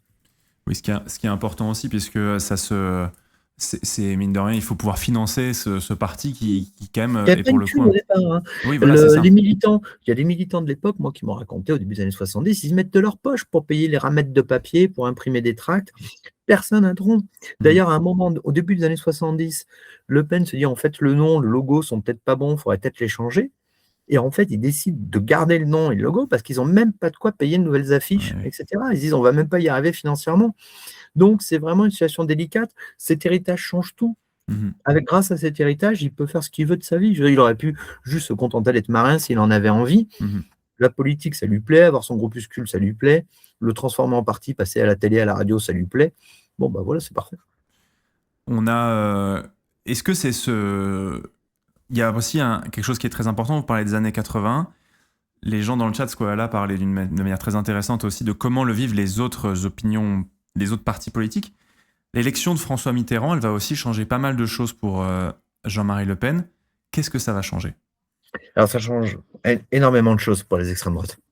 Ça change énormément de choses parce que d'un seul, ça va libérer des clientèles des partis de droite. Très clairement, on va avoir des premiers succès à l'échelle de petites élections locales, partielles, etc. à partir de 83. À l'échelle nationale, ça va être les élections européennes de 1984 où le parti va vraiment arriver à se mettre sur la scène avec 10%. Et quand on fait la sociologie électorale de cette époque, c'est une sociologie pour les plus jeunes parmi nous, qui est plus proche de celle du vote Zemmour en 2022. C'est l'Ouest parisien. Ce sont les secteurs riches du côté de la PACA. Ce sont des gens qui ont de l'argent, qui votaient à droite et qui sont fâchés que la droite n'ait pas pu empêcher le passage de François Mitterrand, sont extrêmement fâchés face à la gauche au pouvoir. Oui, il y a des ministres à la fois socialistes et communistes au début du septennat de François Mitterrand, et donc décident d'aller voter au plus à l'extrême droite pour envoyer un signal politique de leur mécontentement. Là-dessus, l'intelligence du FN va être capable effectivement d'utiliser ce mouvement d'humeur d'une partie de l'électorat de droite pour construire réellement le début de sa boutique. Il y a plein d'autres choses qui mutent au début des années 80 dans un tout autre domaine pour vous montrer que les temps changent. Entre 80 et 83, quand vous prenez les violences d'extrême droite, celles qui sont certifiées par les enquêtes de police, où ce sont des militants d'extrême droite qui ont effectivement attaqué des gens, on a une baisse de 75% des violences antisémites à ce moment-là, et on a une progression de 225% des violences contre des Maghrébins. Donc, le climat général, si vous voulez, est aussi à celui de cette mutation contre la société multiculturelle et multiethnique. Et là-dessus, Le Pen va savoir embrayer très clairement. Ça va être... Il y a donc réussir à embrayer, à capter cet électorat. Comment est-ce qu'il va réussir à s'adresser à eux? Il y a une question dans le chat. Et je pense que c'est un peu un questionnement aussi que je trouve intéressant sur la capacité du Front National depuis des années maintenant à communiquer. Il y a justement le site Luxbol qui disait est-ce que cela, selon vous, et cela explique aujourd'hui les méthodes de communication virale sur les réseaux sociaux, voire les stratégies d'Agiprop et d'astroturfing. Alors là, pour le coup, après, je ne sais pas ce que veulent dire ces termes, mais voilà. Non, mais monsieur ou madame a raison. Le Front National était le premier parti en France à avoir un site internet. Il y a toujours eu cette volonté, effectivement, de communiquer. Au début des années 80, vous avez un système, vous appelez un téléphone, alors c'est les téléphones à fil à la touche à l'époque, et il y a un serveur, vous avez la voix de Jean-Marie Le Pen qui commente l'actualité. Vous voyez, des choses qui sont au bout de la modernité à cette époque, où la plupart des autres partis politiques ne font pas ça. Parce qu'ils se disent, il faut bien qu'on arrive à aller rencontrer les gens. Et puis, l'extrême droite a une chance absolument géniale en la matière. Je disais tout à l'heure, c'est l'extrême droite, c'est une vision du monde. Ah, c'est bon, je vous ai retrouvé. Oui, Ça a un petit peu coupé, c'est bon. L'extrême droite, c'est une vision du monde. Et c'est très plastique, résultat, sur toutes les autres questions. Je vais vous prendre un exemple tout simple. Vous imaginez un monsieur qui est militant ou proche du Front National, Rassemblement National, qui a, disons, 63 balais. Ça veut dire qu'en 84, il colle des affiches pour Jean-Marie Le Pen, qui dit qu'il veut être le Reagan français, qu'il faut libérer l'économie, Oui. libérer l'entreprise, Mhm. qu'il faut une défense européenne commune, qu'il faut une monnaie européenne commune. Mhm. Ce même homme peut aller en 2012-2017 coller des affiches pour Marine Le Pen qui dit je veux sortir de l'Europe, je veux sortir de la monnaie européenne commune, je veux un État stratège avec un protectionnisme, etc. Pour vous, si vous êtes un homme de droite classique, de gauche classique, etc., mais ça n'a aucun sens. Mhm. Cette personne vous dira, mais non, sur la nation, sur la France, sur la façon dont je considère mon pays, il n'y a aucune différence. Adaptons-nous au contexte socio-économique. C'est vraiment la très grande différence. Il faut bien comprendre. La question centrale, c'est la continuité de vision du monde, si vous êtes d'extrême droite. Mhm. Si vous êtes de gauche, moi je dis toujours, les gens de gauche, ces gens, ils font des programmes en 53 parties, 43 sous-articles, et après ils s'engueulent pour savoir qui est le traître. Ça n'arrive pas à l'extrême droite. Ça n'arrive pas. La question, c'est la vision du monde. Et Justement. donc, à partir de là, dans votre com, Mhm. vous avez une liberté qui est une liberté extraordinaire d'adaptation. Mhm. Et oui, bon, et justement d'adaptation, d'évolution, et ce parti, il va évoluer, mais aussi souvent ce qu'on dit, peut-être à raison ou à tort, vous allez nous le dire, mais on dit aussi qu'à cette même période, les médias ont dédiabolisé Jean-Marie Le Pen et l'ont fait rentrer dans l'échiquier politique et médiatique. Ça m'a fait penser du coup à cette émission, le tribunal des flagrants délires, avec voilà, cette émission avec des proches notamment, et ils avaient accueilli Jean-Marie Le Pen, on le voit ici à l'image, et ils lui avaient évidemment adressé le portrait de façon assez humoristique, mais il lui avait quand même malgré tout donné une tribune. Est-ce que c'est un tournant aussi, comment est-ce que les médias ont accueilli l'extrême droite à leur antenne? Ouais, alors c'est quelque chose qui provoque toujours des grands débats. Et en particulier, il y a le fait que Jean-Marie Le Pen écrive au président de la République François Mitterrand pour réclamer le fait d'avoir un accès aux médias, et ce qui va permettre à Jean-Marie Le Pen d'aller à une émission très populaire à l'époque qui s'appelle L'heure de vérité. Quand je dis d'aller à une émission, si on est jeune, il faut bien se rendre compte qu'il y a 3 chaînes de télévision en France à l'époque, seulement. 3 chaînes de télévision, elles émettent pas toute la journée, donc les émissions peuvent avoir un poids qui n'a aucun rapport avec n'importe quelle émission dans la France d'aujourd'hui. Faut faire gaffe à ça. Euh, Ça va avoir un effet extraordinaire.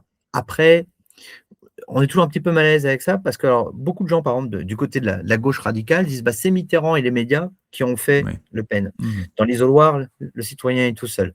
D'accord. Il n'y a pas François Mitterrand, il n'y a pas les animateurs de l'émission qui viennent lui dire à son oreille quel bulletin il faut prendre. Mhm.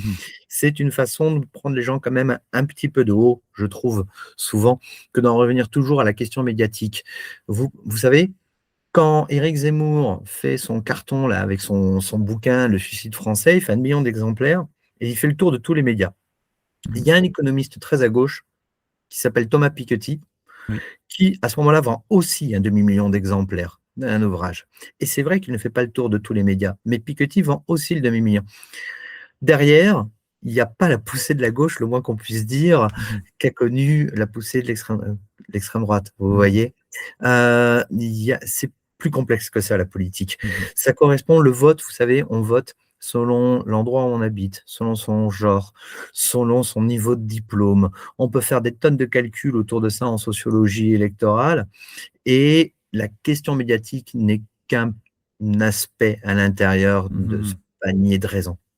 Sans qu'il soit marginal, il reste quand même pas suffisant pour expliquer en tout cas une évolution, et peut-être que ce serait un peu réducteur d'imaginer le champ médiatique comme le seul, on va dire, participant à une avancée de l'extrême droite. Vous évoquiez un petit peu aussi les territoires. Ça me pose aussi un petit peu cette question que je trouvais intéressante. Y a-t-il une géographie de l'extrême droite?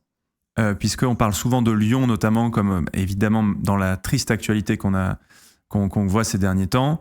On parle de Lyon évidemment, mais est-ce qu'il y a d'autres endroits qui sont des bastions de l'extrême droite et peut-être de différentes extrêmes droites? Totalement. Il y a une géographie qui va être à peu près stable, à peu près des années 30 à 2017. Mhm. Et il y a une révolution complète depuis 2017.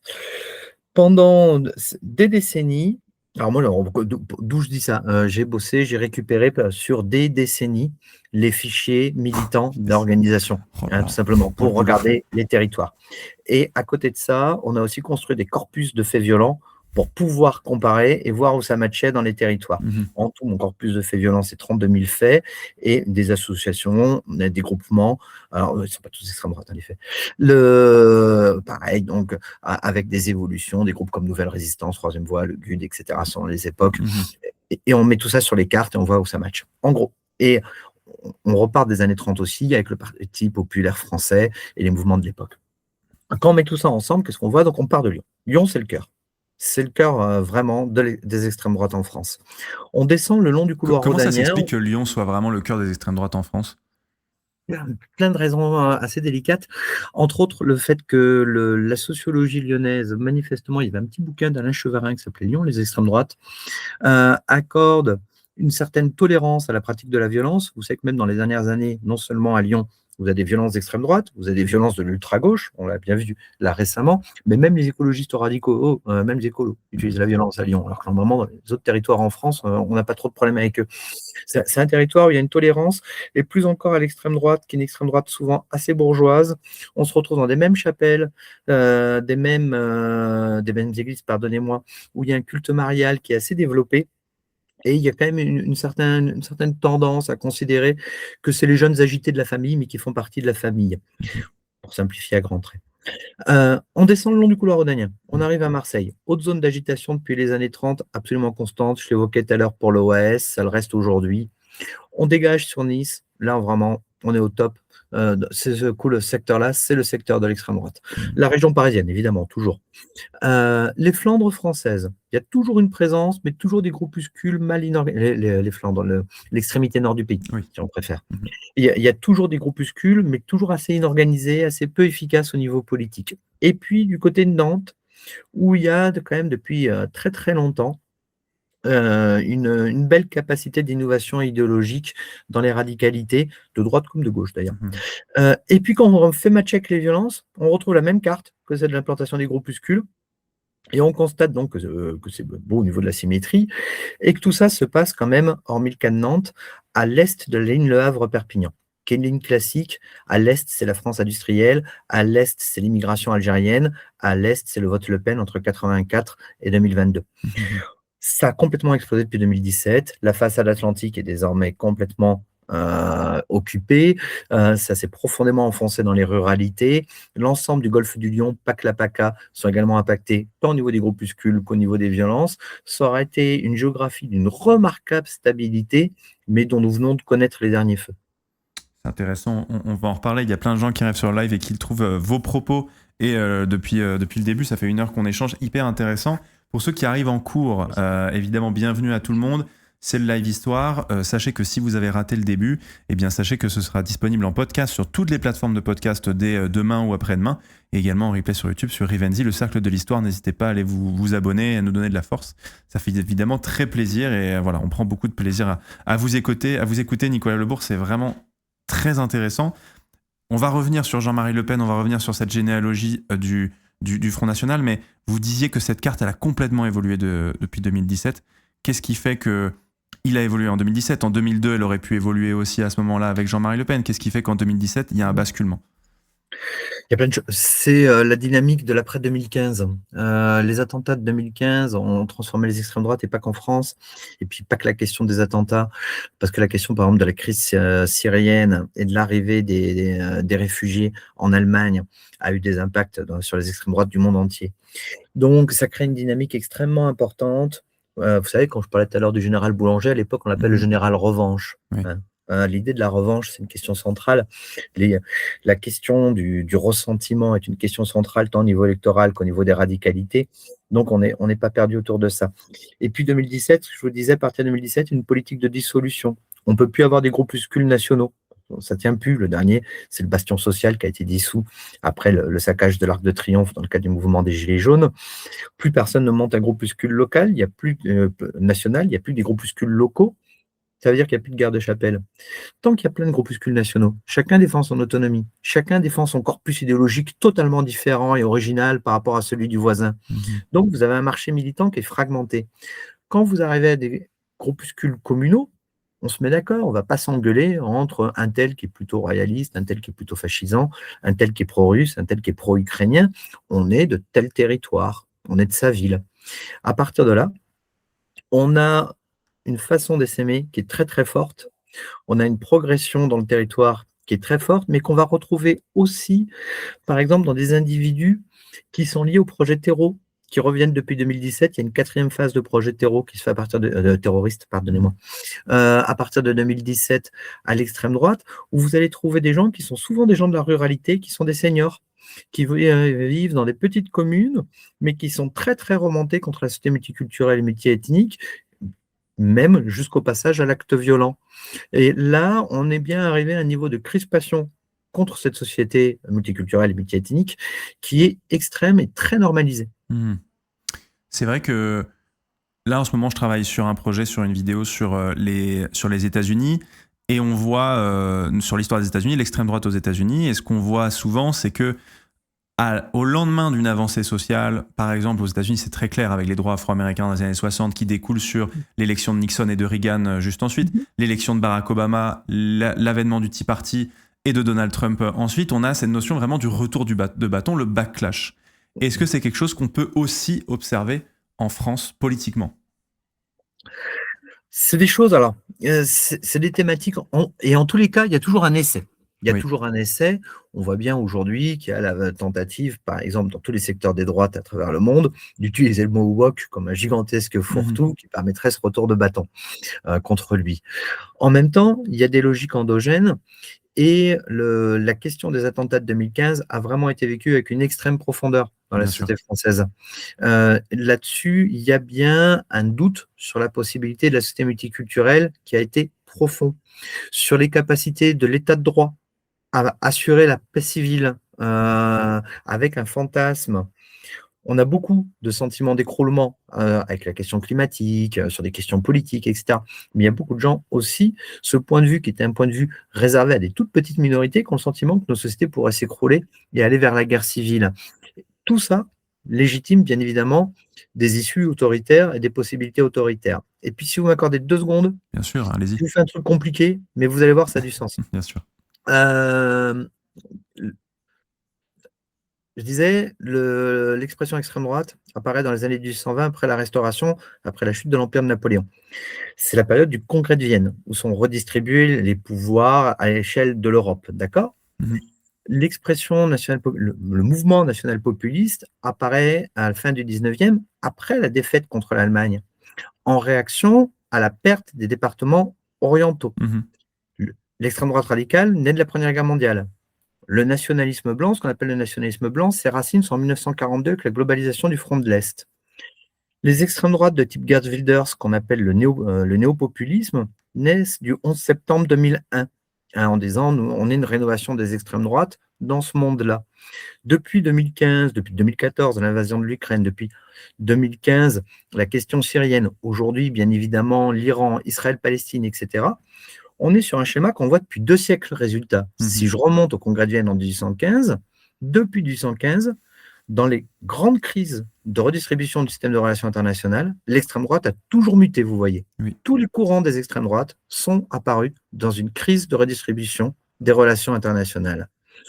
Le moins qu'on puisse dire, c'est qu'aujourd'hui, depuis quelques années, nous sommes fort payés en crise des relations internationales et de redistribution des pouvoirs. L'histoire vous dit jamais le futur. C'est pas le principe. Mais elle vous dit que depuis 2 siècles, ça marchait comme ça et qu'on est sur une phase comme ça. Il est donc tout à fait logique et rationnel qu'on ait le même phénomène qu'on voyait depuis 2 siècles, qui est en train de se faire depuis quelques années, cette progression des extrêmes droites et cette rénovation. Ça marche comme ça depuis le début. Très bien, c'est très clair. Merci d'avoir pris ces quelques secondes pour nous expliquer tout cela. Il y a aussi un phénomène qu'on évoque évidemment avec les territoires, c'est aussi les violences et ces phénomènes de violence, comment est-ce qu'ils se traduisent. Il y a cet aspect de la violence qui... Est-ce qu'on a une sociologie de cette violence de l'extrême droite aussi en France ? C'est vrai qu'on a quand même l'impression que, par exemple, quand on a eu les mouvements des skinheads dans les années 80-90, il semblait que c'était plutôt une violence plutôt prolétaire. Est-ce que ça a toujours été le cas dans les extrêmes droites ou pas ? Pas du tout. Alors, c'est vrai que le mouvement skinhead est là-dessus très original. C'est la première fois qu'il touche les prolétaires. L'extrême droite radicale, jusque-là, c'est plutôt des milieux bourgeois. Le mec qui est au GUD dans les années 70, c'est plutôt un fils de bonne famille. Quand je m'étais amusé à faire la cartographie parisienne de jeunes nations, donc dans les années 50, du mouvement Occident dans les années 60, du mouvement Ordre Nouveau dans les années 70, c'est plus souvent le 16e que le 20e. D'accord. C'est très, très orienté. Et les années 80, le phénomène skinhead, d'un coup d'un seul, est très intéressant parce que ce sont des prolétaires qui ont une conscience raciale, pour qui c'est fondamental d'être blanc, mais qui ont aussi une conscience de classe. Ce sont des petits blancs, ce sont des prolos blancs. Ils refusent la forme partie, ils refusent l'organisation. On est sur de la bande de copains, c'est très spécifique, hein. Ça, c'est un phénomène très neuf. Et vous le voyez d'ailleurs, quand on compare, c'est marrant, les lycéens entre Occident et Unité radicale, quand on Mhm. parle d'un lycéen au mouvement Occident dans les années 60, en fait, c'est un élève des classes préparatoires. C'est un type qui est au lycée Henri IV ou à Louis-le-Grand, vous voyez. Mhm. Quand on parle au moment d'unité radicale à la fin des années 90, il est plutôt en lycée pro en motoban. Donc, c'est plus du tout, il y a une très grosse prolétarisation qui va se faire à ce moment-là. Alors que d'ailleurs, une des choses intéressantes ces dernières années et qu'on voit en socio-électoral ces dernières années, c'est justement par contre l'arrivée des classes moyennes et supérieures aujourd'hui au vote à l'extrême droite. Donc il n'y a pas de destin ni dans un sens ni dans l'autre. On peut avoir des clientèles socio-économiques différentes. Mais oui, oui, il y a des choses tout à fait spécifiques qui se jouent. La sociologie aujourd'hui est très différente entre l'activisme et le terrorisme. Moi, j'ai construit un corpus d'une centaine de personnes, dont certains que je suis allé voir en prison, qui ont été arrêtés ces dernières années. La moitié sur des projets terreau, l'autre moitié sur de l'activisme violent. Mhm. Et c'est tout à fait intéressant. Alors, les femmes, d'abord, sont plutôt du côté des projets terreau, mais c'est 10% de femmes, ce qui est la même chose que dans les groupuscules radicaux.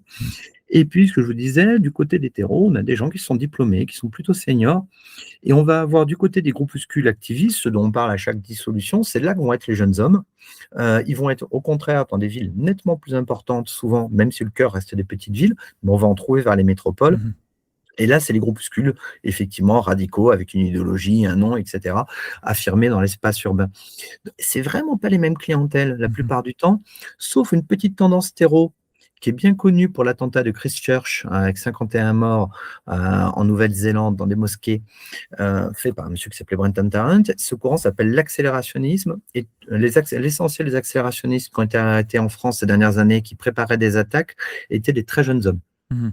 On monte au maximum à la trentaine, mais on est même plutôt en dessous de la vingtaine. Souvent, ça, c'est un courant très particulier, très millénariste, qui rêve d'apocalypse. Et ça attire vraiment des jeunes hommes. Et ça dialogue souvent avec la tendance des incels. Ah oui, c'est ça. On va y revenir parce qu'il y a plein de choses intéressantes sur les violences, enfin, comment se mobilisent aussi sur les réseaux sociaux ces groupuscules d'extrême droite. Je me demande à quel point est-ce que, pour l'historien que vous êtes, le recul qu'il faut avoir sur sa propre époque et sur sa propre utilisation des réseaux sociaux, comment ça rentre dans votre scope de recherche. On va y revenir. Vous parlez de la mobilisation prolétarienne, mais j'aimerais aussi parler de la mobilisation à l'extrême droite de genre, puisque souvent on met quand même en avant, dans la mobilisation d'extrême droite et dans ces groupuscules, une violence basée sur des valeurs virilistes du groupe. Pourtant, on a vu quand même par le groupe Némésis ces derniers, quand même l'exemple de groupe qu'on utilise aujourd'hui l'expression féminationaliste. Est-ce qu'il y a une généalogie aussi des mouvements, on va dire, féminins à l'extrême droite? Non, parce que le taux est toujours très très faible. Mhm. Le fichier de Jeunes Nations, en 1961, il y a 750 membres à peu près, il y a 10% de femmes. Et bon nombre, à l'époque, il y a vraiment une systématisation de ce qu'on appelle le nom d'épouse. Vous vous mariez avec un homme, vous portez son nom. Elles sont souvent les femmes d'eux. Mhm. Il y a peu de militants. Donc, on a ces 10%. Vous regardez la dernière université d'été de Génération Identitaire avant qu'il y ait la pandémie, puis leur dissolution. Il y a un peu plus de filles sur la photo finale. Vous vous dites, ah, on est à 18-20%. Et en fait, ce sont les petites copines qui sont largement mises sur la photo en disant sois sympa, mais toi, que ça fasse plus de filles. Mhm. Une vraie volonté intelligente, pensée, ça change bien évidemment une image, de mettre en avant des jeunes femmes souvent avec un look moderne, des piercings, etc. Par exemple, dans des vidéos de génération identitaire. Mais on est sur du 10% de femmes de manière classique, ça bouge pas trop. C'est ce que vous disiez, c'est un ethos très masculin, très viriliste. C'est certain que ça pèse beaucoup sur sa sociologie. Et puis, il y a des choses qui sont intéressantes parce que, par exemple, les enquêtes d'opinion de la Commission nationale consultative des droits de l'homme vous montrent que quand vous posez des questions sur l'inégalité des races. Est-ce que je veux pas que mes enfants épousent quelqu'un d'une autre race? Des questions qui relèvent l'antisémitisme du répondant, c'est des réponses beaucoup plus masculines que des réponses féminines. Alors, les sociologues de la Commission nationale consultative des droits de l'homme ont fait ce qu'on appelle des redressements de cohorte pour voir ce que ça donnait par rapport au niveau de diplôme. Et en fait, comme les femmes sont plus diplômées, en fait, c'est un effet du diplôme. On se rend compte en redressant que les femmes sont aussi antisémites que les hommes et les bons hommes aussi islamophobes que les femmes. Mais dans la vraie vie, les gens qui sont devant vous, vous ne faites pas un redressement statistique, vous ne faites pas un coup de maths. Donc, il y a aussi des effets du genre dans les polarisations idéologiques. Très bien. Non, mais comme ça, c'était qu'on puisse un petit peu voir ces différents mouvements et un petit peu comprendre leur dynamique. J'avais quand même envie qu'on revienne sur le 2002 quand même, parce que voilà, on a les années 90, on va dire Jean-Marie Le Pen, on en parlait un petit peu, qui sort de la marginalisation pour l'extrême droite, et 2002 sonne quand même comme, on va dire, le grand coup de projecteur, la stupéfaction. Jean-Marie Le Pen au second tour de l'élection présidentielle, mais malgré tout une mobilisation de l'opinion, en tout cas qui a été beaucoup diffusée. Comment est-ce qu'on a une sociologie du vote Jean-Marie Le Pen en 2002 ? Sur quelle idée il a réussi à aller au second tour, un peu à la surprise générale. Et était-ce finalement une surprise ? Alors, toujours pareil, après coup, évidemment, ça n'en est plus une. Sur le moment, beaucoup de gens sont stupéfaits. Si je vous raconte que moi, non, bah, évidemment, vous ne me croirez pas. Parce que comme tout le monde, je reconstruis ma mémoire. Vous aviez quel âge en 2002 ? Parce que c'est vrai qu'il fallait avoir... J'étais déjà vieux. J'étais déjà vieux. Non, pas donc ça. Non, j'étais en thèse. Ce qui est certain, c'est que 2002 ne peut pas se comprendre selon le 11 septembre 2001. Bien sûr. Il y a d'ailleurs des études qui sont faites sur l'opinion à ce moment-là, qui montrent qu'il y a un certain nombre de Français qui se mettent à raisonner en mode « on m'a pété ma bagnole », comme ils ont pété le World Trade Center. Que la question de la sécurité du quotidien va s'amalgamer à la question de la sécurité dans le conflit mondial contre le terrorisme à ce moment-là, avec le sentiment que ce sont les personnes d'origine arabo-musulmane qui feraient la continuité des problèmes de sécurité globale et du quotidien. Cette représentation-là, bien évidemment, n'est pas faite pour ne pas réussir à Jean-Marie Le Pen. Or, Jean-Marie Le Pen est dans une situation particulière. Il a eu une scission en 1999. Le numéro 2 de son parti à l'époque est parti avec l'essentiel des cadres, l'essentiel des militants. Et en fait, Jean-Marie Le Pen s'est retrouvé juste avec ses fidèles, vieil homme déjà, abandonné. Et il est malin. Qu'est-ce qu'il fait ? Il retourne le stigmate. Le racisme, c'est pas moi, c'est eux. Celui qui doit faire peur, c'est pas moi, c'est eux. Un petit peu ce qu'Éric Zemmour a servi à Marine Le Pen. Déjà, à ce moment-là, il refile le mistigris, résultat de ce qui fait peur aux autres. Et il fait une campagne très cool. Il a fait cool, il fume le narguilé, même, etc., si vous voulez, sur les petits détails. Ses messages sont très coulants. Il arrive à utiliser d'un côté cette angoisse, mais il ne l'amène pas vers l'angoisse, il l'amène vers quelque chose d'apaisant. Et c'est ça qui lui permet de réussir le 21 avril, avec aussi un marché politique. C'est toujours un marché politique, une élection. La question, ce n'est pas juste Jean-Marie Le Pen, c'est quels sont les segments utilisés par tous les autres autour. Et là-dessus, effectivement, la fragmentation de la gauche, par exemple, va beaucoup compter.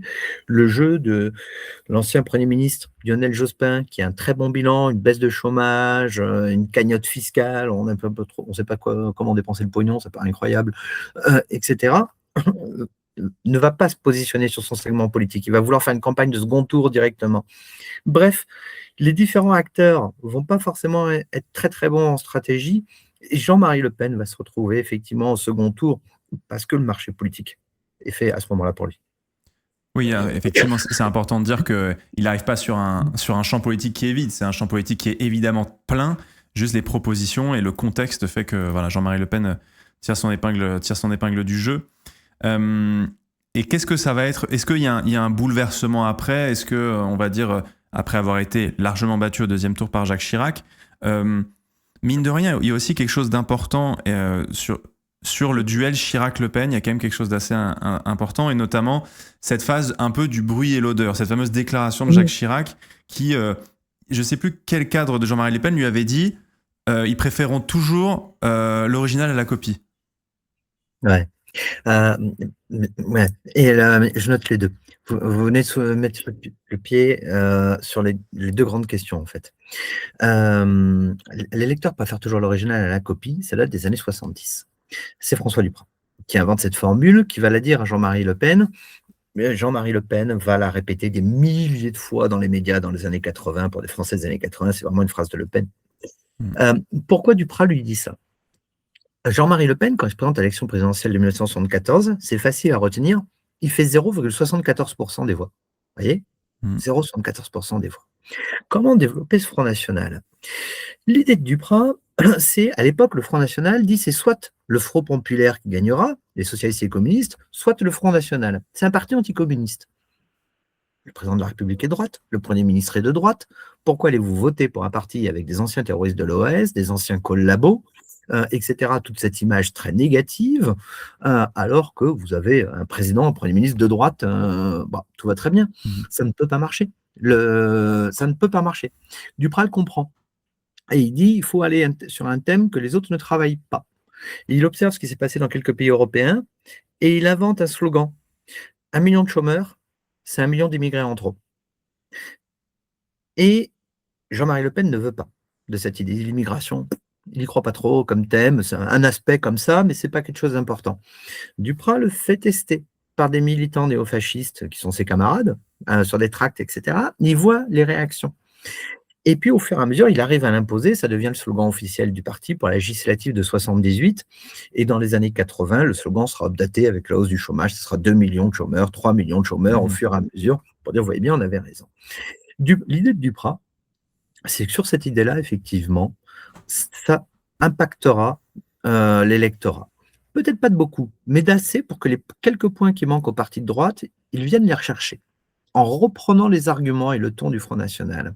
Et Duprat l'écrit noir sur blanc, eh ben on pourra leur dire qu'on n'est donc pas les horribles anciens de l'OAS, les horribles anciens de la collaboration, on est un parti comme les autres, puisqu'ils reprennent nos idées. Et donc on a, comme les autres, le droit de participer à la course au pouvoir. On ne sera plus l'extrême droite. Et l'électeur préférera toujours l'original à la copie. Donc, quand ils viendront légitimer nos thèmes, ils nous donneront leurs électeurs. Et tout ça, Duprat l'écrit dans les années 70, ça se déroule après, mais ça se déroule exactement comme ça. Il y a eu des tonnes d'études autour de ça, un peu partout en Europe, pour voir les transferts quand on tente de reprendre les arguments des partis d'extrême droite. Ça marche toujours. L'électeur préfère toujours l'original à la copie. Si vous n'avez pas une offre politique autonome, c'est celui qui est installé dans l'opinion sur les thèmes qui effectivement gagne. Je vous prends un exemple. Européenne de 2019, les écologistes font un carton, ils sont super contents, ils pensent qu'ils sont les rois du pétrole, si j'ose dire. C'est Emmanuel Macron et Édouard Philippe, le président et le Premier ministre, qui ont fait toute la campagne des européennes sur le thème de l'écologie. C'était pas très malin. Les écologistes étaient évidemment mieux installés que politiquement sur ce segment. C'est eux qui récupèrent les votes. Ça marche toujours comme ça. C'est la règle de l'autonomie de l'offre politique. Donc ça, c'est fondamental. Et ça a à voir avec ce que vous dites. Dans le deuxième temps, vous dites 2002, c'est Manif Monstre. Mais c'est là que naît la stratégie dite de dédiabolisation. Avec Marine Le Pen et un certain nombre de cadres du Front National de l'époque, Marie-Christine Arnaud-Tulle, Louis Alliot, etc., qui se disent il y a 1 million de Français dans la rue qui nous traitent de nazis, quoi, en gros. Et qui sont effarés. Et qui, pour la première fois, se disent s'il y a 1 million de Français qui ont peur de nous, on ne peut pas continuer à dire juste que c'est la faute des médias qui nous diabolisent. Il faut qu'on fasse une autocritique. Il faut qu'on sache évoluer. Et ils vont se dire, en gros, il y a 3 trucs. Tout ce qui est les radicaux dans nos rangs, des mecs qui viennent de milieux néo-nazis ou autres, c'est pas possible. C'est pas possible, les gens, ça leur fout la trouille. Deuxièmement, toutes les provocations, évidemment Jean-Marie Le Pen, autour de la question de l'extermination des Juifs d'Europe et de l'antisémitisme. Ça, c'est impossible. Le point de détail, c'est un plafond. Tertio, et là ça visait ce qu'on appelait les maigretistes dans la vie politique de cette époque à l'extrême droite, tout ce qui est l'ethnicisation, la racialisation de la nationalité. Ça aussi, ça fait très peur. Ça rappelle effectivement de trop mauvais souvenirs. Il faut casser ça, se normaliser pour pénétrer vraiment le marché politique et pouvoir arriver au pouvoir. Et c'est là, effectivement, c'est ce soir du 1er mai 2002 que naît la stratégie de diabolisation. En regardant ces manifs, ils comprennent qu'ils ne peuvent pas y couper et qu'il faut qu'ils arrêtent de pleurnicher que c'est que les médias sont méchants avec eux. Il y a Squala qui pose une question aussi. Est-ce que vous dites en substance que les tentatives d'affronter l'extrême droite sur son propre terrain, sentiment d'insécurité et migration, pour les partis qui s'y risqueraient, est une stratégie perdante? Elle a toujours perdu. En France et dans d'autres pays, par exemple, aller le choper dans une bibliothèque, je ne veux pas vous vendre des livres. On avait fait un livre avec Jean-Yves Camus qui s'appelle Les droites extrêmes en Europe. Mhm. On l'avait repris à l'échelle de l'Union européenne, ces questions-là, à partir des années 1960. Eh ben, ça n'a jamais marché. Mhm. Voilà. Alors, c'est toujours pareil, l'histoire ne vous dit pas le futur. Je ne vous dis pas que ça ne marchera pas dans 30 ans. Mais je vous dis qu'en tous les cas, depuis les années 1960, ça n'a jamais marché dans aucun pays européen. Et même, c'est assez intéressant, mais les alliances dans les années 30 en Allemagne aussi, sur l'échiquier politique, où des grands partis de droite et d'extrême droite s'allient au petit parti d'Adolf Hitler, et ensuite il y a une sorte d'appel d'air vers les extrêmes, vers les branches les plus extrêmes. Je veux dire, on peut même prendre les écolos et Macron, la règle de l'autonomie de l'offre Ouais. politique, elle marche tout le temps. Donc, l'électeur préfère l'original à la copie. C'est quelque chose de très clair. Il y a un problème qui est identifié à un parti politique. Si ce problème est le problème central, les voix vont se déplacer vers ce parti politique. Il y a The Rush qui pose une question. On dit beaucoup que le recul électoral du FN est dû au fait que Sarkozy ait fait campagne sur les mêmes thèmes que le FN. Est-ce vrai ou faux, du coup, selon ce que vous nous dites? Très bonne remarque. Comment ça marche? Quand Nicolas Sarkozy est élu, il parle de la personne qui cite le plus, c'est Jean Jaurès, une référence socialiste. Dans sa discours à ce moment-là, il y avait eu des décomptes qui avaient été faits. Mais pour tenir un discours libéral, pour défendre la France qui se lève tôt, la France qui travaille, et il récupère les électeurs parce que là, il a une vision du monde englobante qui lui permet de rentrer ce qu'on trouve tout le temps à l'extrême droite, qui est ce sentiment qu'ont les gens d'avoir des profiteurs d'en bas. Alors, c'est l'idée que les immigrés seraient assistés, couverts d'aide, etc., qu'on leur donnerait tout. Et puis, les profiteurs d'en haut. Les profiteurs d'en haut, ça peut être vague. Le type qui est d'une extrême droite antisémite, il vous dira que c'est le capitalisme juif. Mais les gens, tout simplement, le donneur de leçons woke de gauche, c'est moi. Voilà, pour certains. Ça va être l'idée que ces profiteurs d'en haut et les profiteurs d'en bas qui vous compressent. Ce qui vous explique d'ailleurs, les radicaux violents, on les trouve dans des territoires qui vont mieux que la moyenne des territoires en France, mais qui sont plus inégalitaires. Or, eux sont du bas de la classe moyenne. Les autres vont mieux, mais pas eux. Ils sont pris entre les profiteurs d'en haut et les profiteurs d'en bas. Le Front National s'est développé par rapport à un autre indice économique d'inégalité de répartition des revenus, avec ce même sentiment, c'est des trucs mathématiques qui ont été faits, ce même sentiment d'être pris entre les profiteurs d'en haut et les profiteurs d'en bas. Donc Sarkozy a une offre géniale face à un président du Front National, Jean-Marie Le Pen, qui lui est vieillissant et qui ne renouvelle pas son offre. Ça marche, il prend les électeurs. Il les rend au Front National à la fin. Pourquoi? Il fait campagne sur l'islam et sur l'immigration. Puis sur la France qui se lève tôt, il considère que son bilan socio-économique n'est pas assez bon pour repartir sur des questions socio-économiques. Il va aller sur l'immigration et sur l'islam en disant ça va passer, ça va marcher. Et c'est un désastre. C'est un désastre. Il redonne les voix qu'il avait prises. C'est exactement cette question-là qu'on retrouve encore même avec le sarkozysme et qui refonctionne encore une fois. Et en plus, il faut comprendre qu'à l'époque, les mecs à droite, ça s'appelle l'UMP, à l'époque, les Républicains, ont tous dans l'idée qu'en Espagne, c'est vraiment le grand argument qu'ils tiennent, qu'en Espagne, le Parti populaire espagnol, qui serait l'équivalent, n'est pas concurrencé par un parti d'extrême droite. Il n'y a pas encore Vox à l'époque. Et ils ne comprennent pas que c'est un système à un tour. Et que nous, on a un système à 2 tours, ce qui implique des différenciations politiques très différentes entre les 2 tours et dans les positionnements. Et vouloir appliquer ce qui vient d'un système où le Premier ministre, en plus, est issu de la Chambre et élu par les députés dans un système à un tour sur la Ve République française est un suicide de toute beauté qu'ils n'arriveront jamais à comprendre. Je réfléchis beaucoup à ce que vous nous dites, et en même temps, je réfléchis en même temps au déroulé de notre émission, et en même temps les questions du chat aussi. Il y a B-Boy Flow qui pose une question très actuelle aussi, justement sur la question de la dédiabolisation. Est-ce que c'est parce que la dédiabolisation est à un stade bien avancé aujourd'hui qu'on retrouve à nouveau entre guillemets, leur vraie nature dans des signaux publics où la haine de l'autre, les brebis galeuses, avec un penchant nazi que certains ne se cachent plus vraiment, ou en tout cas la tête du parti quand même continue à dire qu'ils ne veulent pas de ça. Il y a encore eu des déclarations dans la presse il y a peu. Mais en tout cas, à quel point est-ce que ce processus de diabolisation est-il avancé, en tout cas aujourd'hui, et qu'on peut moins avancer à visage découvert? C'est ce qu'en tout cas semble dire B-Boy Flow. Oui, alors d'abord, bien évidemment, il faut bien se rendre compte, si on prend dans le temps long, Mmh. heu, qui que ce soit aujourd'hui est très policé par rapport à des façons de faire la politique. Maurice Barrès, quand à la fin du 19e siècle se présente aux élections, qui est un grande figure de l'extrême droite, son slogan c'est: «À bas l'étranger, à bas les étrangers». Bon, je veux dire, voilà, c'est certain qu'on peut plus s'exprimer comme ça. Ça ne passe plus exactement comme ça, quoique, mais bon. En tous les cas, le problème du casting, ce qui a été surnommé, dorénavant les brebis galeuses, c'est surtout le problème de l'enracinement du Front national et de sa capacité à trouver des cadres et à les former. D'où l'obsession des, selon leur formule, prises de guerre, c'est-à-dire n'importe quel type qui est un vague conseiller municipal de droite ou de gauche qui se pointe, au Rassemblement national, évidemment aura une place éligible Mmh. parce qu'il y a l'espoir effectivement d'avoir des gens plus policés, qui ne posent pas de problème, qui n'ont pas d'aspérité, qui n'ont pas un passé dans un groupuscule radical, etc.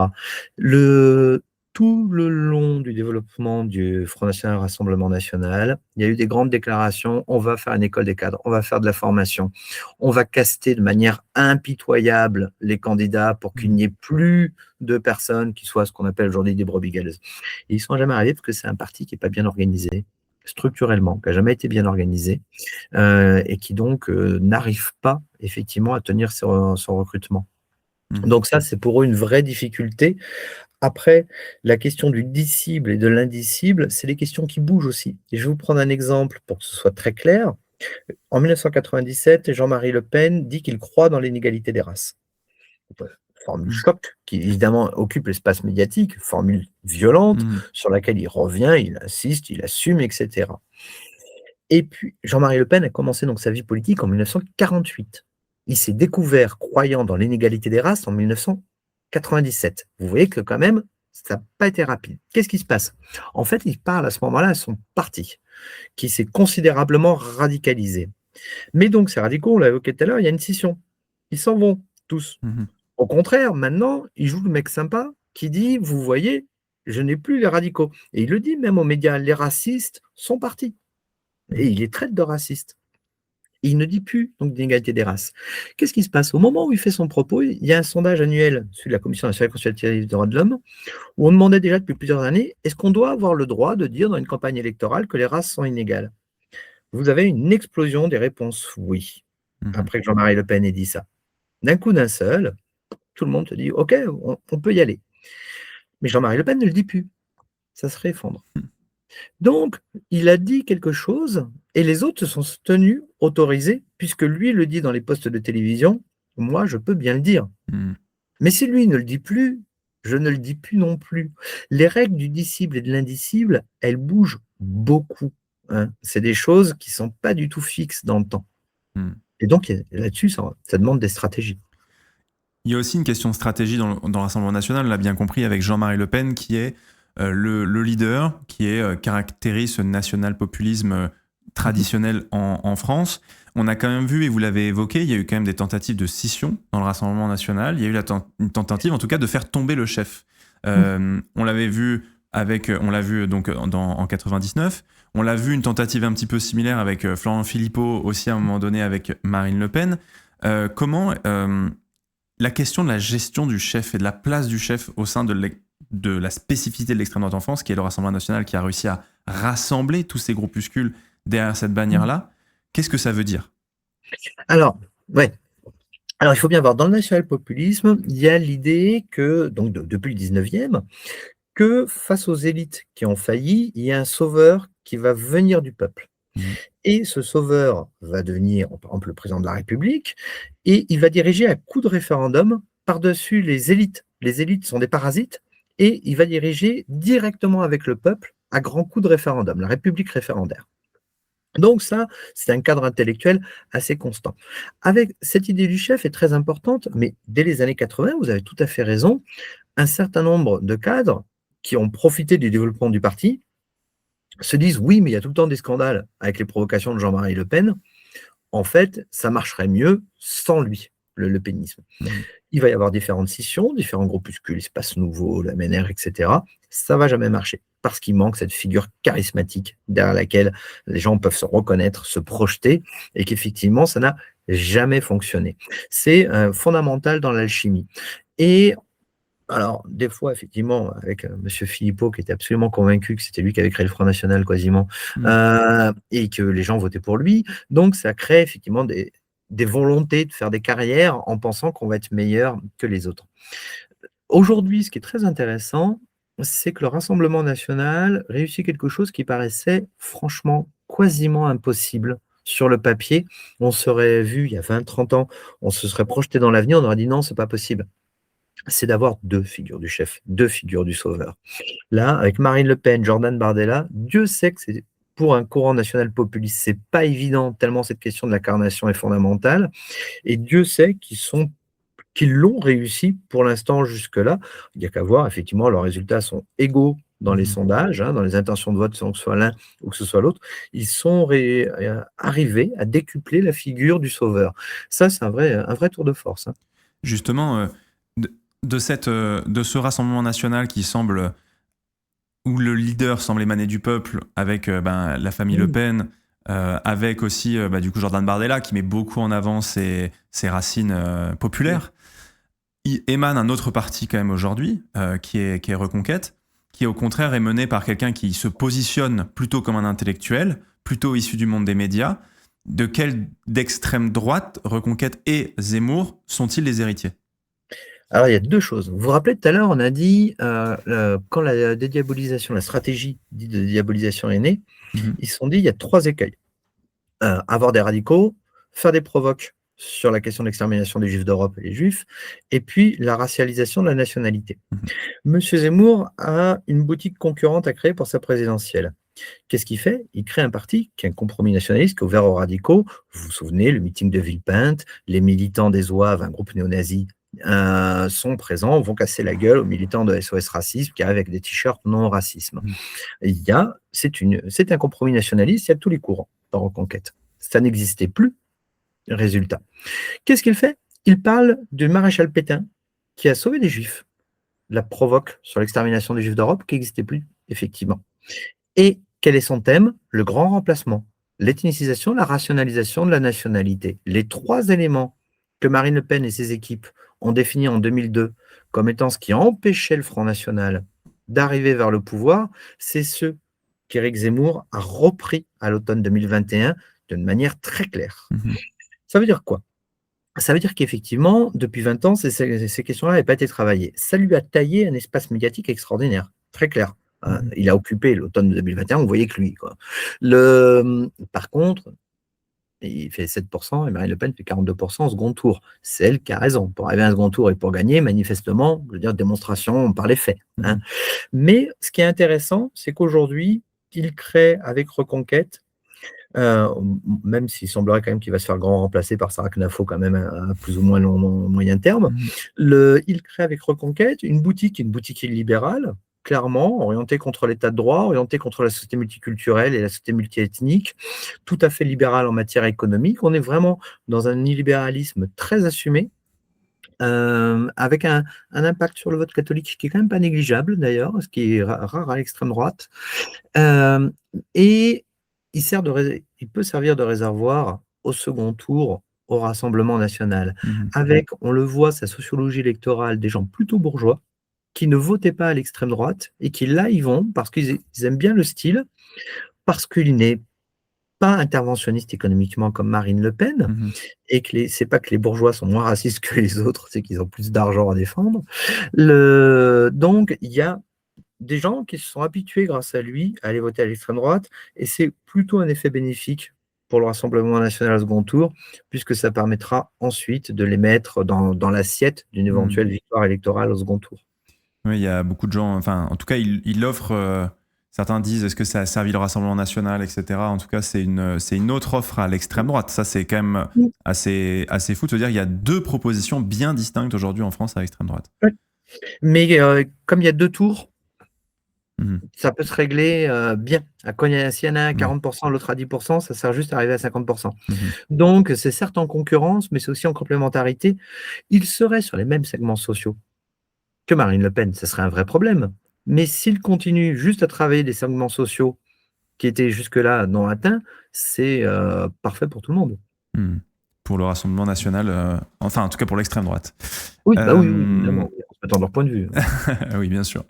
Il y a aussi, alors ça c'est une analyse qui doit pas être facile à faire aussi, parce que c'est quand même des choses qui sont sur le vif, hein. On fait presque de l'histoire du temps présent au final, mais sur aussi ces stratégies de communication que sont les réseaux sociaux aujourd'hui pour les mouvements d'extrême droite aussi, par aussi ces mouvements de mode de vie. On voit beaucoup d'influenceurs aussi qui sont les relais aussi de pas directement de politique, mais enfin ils prennent pas la parole en disant je veux ça, mais en tout cas ils traduisent par leur mode de vie, les choses qu'ils partagent, une certaine vision de la France et de leur vie. Comment est-ce que vous l'analysez, vous, en tant qu'historien? Est-ce que ça rentre dans votre scope de recherche? Ça m'intrigue un petit peu.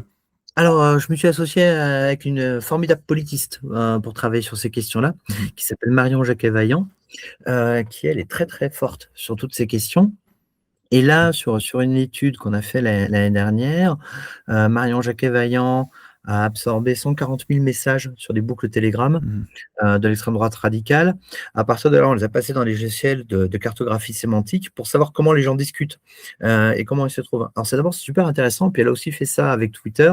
Twitter, on est sur du mainstream, remigration, immigration, Mhm. sécurité, etc. On est sur des questions comme ça. Sur Telegram, on va trouver un univers très différent. On va avoir les nationalistes révolutionnaires, des néofascistes, plus d'antisémites, etc. Il y a des choses sur lesquelles ils vont pas du tout discuter. La sphère des identitaires très islamophobe va pas du tout Mhm. discuter avec les amis d'Alain Soral. Mais il y a tout à fait ce que vous dites, tout un ensemble de discussions, d'échanges d'eux-mêmes qu'on va retrouver sur des questions du lifestyle, d'un nationalisme lifestyle. Il y a sur l'humour, sur la mémoire de nouveau. Alors que ce soit des choses comme Poitiers 732, arrêter les Mhm. Arabes, ce genre de mèmes qui vont être partagés. Et mine de rien, donc un espace commun, un décloisonnement qui se fait par toute cette partie-là, la question du masculinisme aussi, et Mhm. en Bien tous les sûr. cas de la dénonciation du féminisme est tout à fait importante dans cette espèce d'espace commun. Et Telegram est aujourd'hui un instrument extraordinaire effectivement, parce qu'il contribue aux redéfinitions. Quand je vous disais que c'était plus indifférencié aujourd'hui, le syncrétisme qui s'opère, en fait, Telegram en est un vrai accélérateur parce qu'on s'y retrouve tout simplement Mhm. et qu'on y échange des choses. On voit aussi apparaître d'autres choses qui changent très très peu avec les autres groupes, par exemple, mais toute une partie assez conspirationniste et orientée fintech, tous les Mhm. trucs de type Bitcoin, etc. Ces questions-là, qui sont vraiment des choses tout à fait nouvelles dans le paysage des extrêmes droites. Ils sont un peu dans leur coin, ils communiquent très peu avec les autres, mais on les voit aussi apparaître. Mhm. Donc oui, c'est tout à fait des questions intéressantes. Et vous savez, en fait, sur des objets comme ceux-ci, moi, j'ai toujours défendu l'idée, qu'il fallait penser l'histoire, la science politique, la sociologie dans un même sac. Oui. La seule question, c'est de comprendre comment ça fonctionne, et à partir de là, c'est autant un problème à aujourd'hui analyser le scrutin de dimanche dernier que de s'intéresser aux ligues dans les années 20. Mhm. C'est en fait le même objet, c'est l'objet extrême droite qu'on travaille.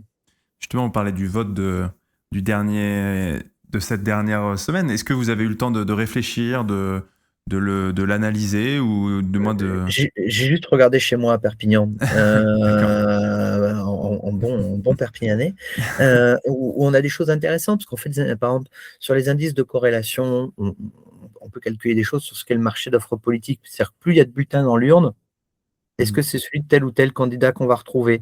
Et puis évidemment, est-ce que c'est les secteurs? Est-ce qu'on peut faire des corrélations sur les jeunes, sur les vieux? On Mhm. voit que le vote Alliot, c'est un vote âgé, mais tant mieux, le département, pour lui, le département est vieillissant, donc ça lui assure plutôt des victoires. Plein de choses comme ça qui sont intéressantes, mais moi j'ai arrêté. Je suivais en temps réel le Front National, et puis j'ai lâchement profité, là, il y a quelques années, je l'ai abandonné au passage au RN, j'ai abandonné à mes amis qui continuent à le suivre, Mhm. en me gardant plus que Perpignan. Mais en temps présent, je m'occupe plus que des radicaux violents. Mhm.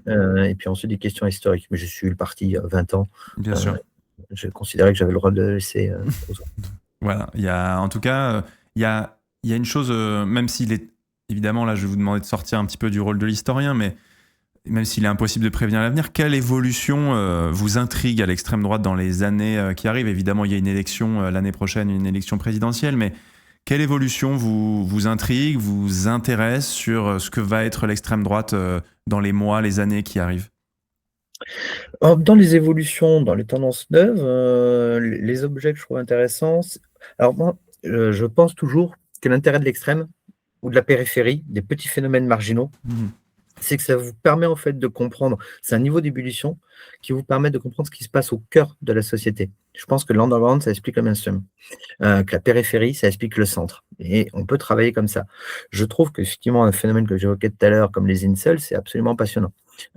Sur les redéfinitions des rapports de genre, je trouve que c'est en train de raconter plein de choses, c'est des choses qui sont beaucoup en train d'évoluer et là, par la radicalité, on peut le voir. Je trouve que la normalisation de la critique de la société multiethnique, où on commence à sortir pendant très longtemps, de manière très hypocrite, on disait toujours en France la société multiculturelle. Quand les gens parlent de grands remplacements, ils ne vous expliquent pas qu'ils n'aiment pas tel instrument de musique, hein. Mmh. C'est la société multiethnique qu'ils détestent. Ça, il y a des vraies évolutions qui se jouent autour de ça, sachant que l'histoire justement du racisme, de ce type d'idée est une histoire absolument passionnante depuis des siècles, hein. Je veux dire, ça peut, sans vouloir choquer qui que ce soit, mais au Mmh. niveau intellectuel, ça c'est un objet historique tout à fait intéressant. Mmh. Donc là, il y a des choses qui sont en train de se jouer. Sur les institutions, il y a des vraies choses qui m'intéressent parce que quand le Front national, le Rassemblement national vous dit: «On fera un référendum sur la préférence nationale», que les autres en face lui disent: «Non, vous n'avez pas le droit, l'article 11 de la Constitution, c'est pas un sujet de référendum». Qui vous dit: «Oui, mais il y a la volonté du peuple, donc on passera outre». Ça veut dire que non seulement vous cassez l'article 11, ils vous disent: «Oui, mais le président de la République, le général de Gaulle lui-même l'a fait par la réforme de 62 et cetera». Ouais, mais c'est un petit peu différent. Ça veut dire que vous faites sauter le bloc de constitutionnalité. Le bloc de constitutionnalité, c'est ce qui encadre les éventuelles révisions de la Constitution elle-même. Ça veut dire que, par exemple, vous êtes plus limité par le préambule de 46 et la référence à la Déclaration des droits de l'homme dans vos réformes institutionnelles. Combien de temps tient un État comme la Ve République si on fait sauter le bloc de constitutionnalité au niveau juridique? Ça, c'est une vraie question intéressante, bien plus que les trucs de je suis pas d'accord avec l'extrême droite parce qu'au niveau des valeurs, on n'a pas les mêmes valeurs. C'est bien gentil les valeurs, mais on met ce qu'on veut dans ce mot. Tandis que des dispositifs juridiques qui contiennent le pouvoir de l'État, ça, c'est concret. Mmh. Ça, je trouve, c'est une très bonne question et on sait très bien qu'on est incapable de faire une campagne électorale, dans ce pays en parlant de sujets aussi techniques. Ça marche pas comme ça les campagnes électorales en France. Mmh. Donc, il y a des vraies, belles questions de droit, de sociologie, d'histoire qui sont devant nous, voilà. En tout cas, il y aura encore du travail sur ces sujets-là, ça c'est sûr, dans les années qui arrivent, avec essayer d'analyser, de comprendre ce que nous traversons. Merci beaucoup Nicolas Lebourg, en tout cas d'avoir pris le temps avec nous pendant plus d'une heure et demie, 1h40 même, d'avoir répondu à nos questions, d'avoir vraiment avec beaucoup de pédagogie essayé d'expliquer évidemment un champ qui est à la fois complexe, qui a beaucoup évolué ces dernières années et qui fait que eh bien on essaie de saisir ce que nous vivons, mais évidemment essayer de saisir ce que les gens ont vécu aussi avant nous et comment l'extrême droite a évolué. Merci beaucoup. C'est moi qui vous remercie et par rapport à ce que vous dites juste un mot, il y a toute une jeune génération de super chercheurs. J'évoquais Marion Jacquet-Vaillant, il y a quelqu'un comme Félicien Faury, il y a quelqu'un comme Lilian Roire-Vial. Il y a une relève qui travaillera là-dessus. Il y a aujourd'hui une jeune recherche en France, qui est, franchement hyper talentueuse. Eh ben, écoutez, merci beaucoup. On a une dernière question d'ailleurs. Justement, vous nous faisiez des recommandations d'historiens. Est-ce que vous pourriez nous faire, et on pose cette question pour conclure sur à chaque fois nos entretiens désormais là-dessus, est-ce que vous auriez une recommandation à nous faire? Ça peut être un livre, ça peut être une série, ça peut être un film, quelque chose qui vous a marqué ces derniers mois. Oh putain, tellement de choses. Oh là là! Alors, j'ai pas encore eu le temps de le regarder, mais il paraît que c'est génial et j'avais rencontré le documentariste, il était extra, un homme passionné, passionnant, travaillé par son sujet. Une série, de documentaires en 2 épisodes sur Arte, donc vous la retrouverez sur l'application, de Jean Bulot sur les volontaires français, de la Waffen-SS et il y a 4 épisodes sur France Culture à la radio. J'ai pas encore eu le temps de les regarder, de les écouter, Mhm. mais franchement, pour avoir discuté avec l'auteur, ça je pense que ça va être super. Je pense que ceux qui s'intéressent on a beaucoup parlé quand même de la question de l'extermination, de la mémoire, etc. Il faut vraiment lire le dernier livre de Laurent Joly, qui est un très très beau livre sur le savoir des victimes et la façon dont s'est construit la mémoire des crimes antisémites en France. C'est une question fondamentale quand même. Qu'est-ce que j'ai envie de vous citer ça. Non, non. D'ailleurs, Laurent Joly qu'on avait accueilli il y a de cela quelques semaines, donc n'hésitez pas si vous voulez. Et lui, il n'a pas conseillé un de mes livres. Ah bah voilà. Alors sachez qu'on a introduit la question juste après son live, voilà. Mais vous avez été évoqué plusieurs fois, Nicolas Lebourg, si je peux me permettre, notamment de la part de Nicolas Patin qui adore votre travail. Et donc Laurent Joly dont vous pouvez retrouver notamment sur la chaîne Revenzi, le cercle de l'histoire, en podcast ou en vidéo, et bien notre entretien avec lui. Et pour le documentaire sur les jeunes Waffen-SS qui se sont engagés, les jeunes Français Waffen-SS qui se sont engagés, on fera un react demain sur la chaîne Twitch, on le regardera ensemble. Donc voilà, pour ceux que ça intéresse, eh bien on fera le commentaire et le react de ce documentaire demain soir à partir de 20h. Donc voilà. Okay, super. Merci beaucoup Nicolas Lebourg. Merci à vous et merci à vous tous. Vos questions étaient chouettes et tout à fait plaisantes. Merci, messieurs. C'était un vrai plaisir, évidemment. Où est-ce qu'on peut vous retrouver si on a envie de vous suivre? Est-ce qu'il y a, je sais que vous êtes au poste souvent aussi, c'est sur Twitch également. Le prochain, Extrêmorama, il y aura justement Emilien Warvial et Marion-Jacques Availlant avec Sylvain Crépon. On va faire l'analyse des municipales mardi avec ces 3 excellents politistes tout à fait spécialisés. Et puis, comme je ne vais pas vous vendre mes livres parce que je ne sais pas quels sous vous avez dans la poche, on tient un blog commun avec un certain nombre d'amis chercheurs sur ces problématiques qui s'appelle tempsprésent.com au pluriel. Présent avec un S, où vous pouvez tout simplement récupérer plein de choses, et en particulier les articles qui sont normalement les articles de revues universitaires qui sont derrière des paywalls sur Cairn, où les articles sont souvent vendus 15 balles. Il faut savoir que quand on est chercheur, on écrit gratos et que c'est revendu 15 balles sur Cairn. On les met gratuitement en ligne parce qu'il ne faut quand même pas plaisanter. Je pense que c'est important que la formation circule en étant à portée de tous, de ceux qui n'ont pas de sous, quoi. Et merci beaucoup de faire ça pour nous, pour les gens qui nous écoutent. Je vous ai mis le lien de tempsprésent.com sur le chat si vous voulez rejoindre. Vous avez comme ça toutes ces informations. Merci beaucoup Nicolas Lebourg. Merci. Merci pour votre pédagogie. Passez une très bonne soirée à vous et peut-être à bientôt pour un nouvel épisode. Au revoir. Absolument passionnant, c'était génial. Et écoutez, voilà, j'espère que vous avez apprécié. Sachez que je le rappelle, si vous avez apprécié l'épisode, eh bien il est disponible sur le Revenzi, le cercle de l'histoire, dès demain ou après-demain, et il y aura aussi la rediff sur toutes les bonnes plateformes de podcast. N'hésitez pas à nous donner de la force sur toutes ces plateformes, ça nous fait trop chaud au cœur de pouvoir vous partager ce genre de contenu. J'espère qu'on a été le plus profond possible. Évidemment, c'est toujours difficile de parler de l'extrême droite parce qu'en 1 heure, surtout qu'on a, on va dire que le temps est relativement limité, c'est-à-dire que on a 1h30, 2 heures de discussion, donc ça peut nous manquer un peu de temps. Moi, si je peux vous faire une reco, si le sujet vous a intéressé, je ne peux que vous recommander l'excellente série de podcasts Face à l'histoire de Philippe Collin sur l'histoire de Jean-Marie Le Pen, puisqu'à travers le parcours de Jean-Marie Le Pen, en 8 ou 10 épisodes, vous avez l'histoire de l'extrême droite en France au lendemain de la Seconde Guerre mondiale, où on réévoque des épisodes qu'on a vus ensemble là ce soir. Mais évidemment, il y a beaucoup d'experts, c'est sur quasiment 10 heures d'émission, donc autant vous dire qu'ils vont beaucoup plus dans le détail. Là, c'était une joyeuse mise en bouche. Voilà. Merci de nous avoir écoutés, c'était un vrai plaisir. Et puis à très vite pour un nouvel épisode des Live Histoire en podcast ou en vidéo.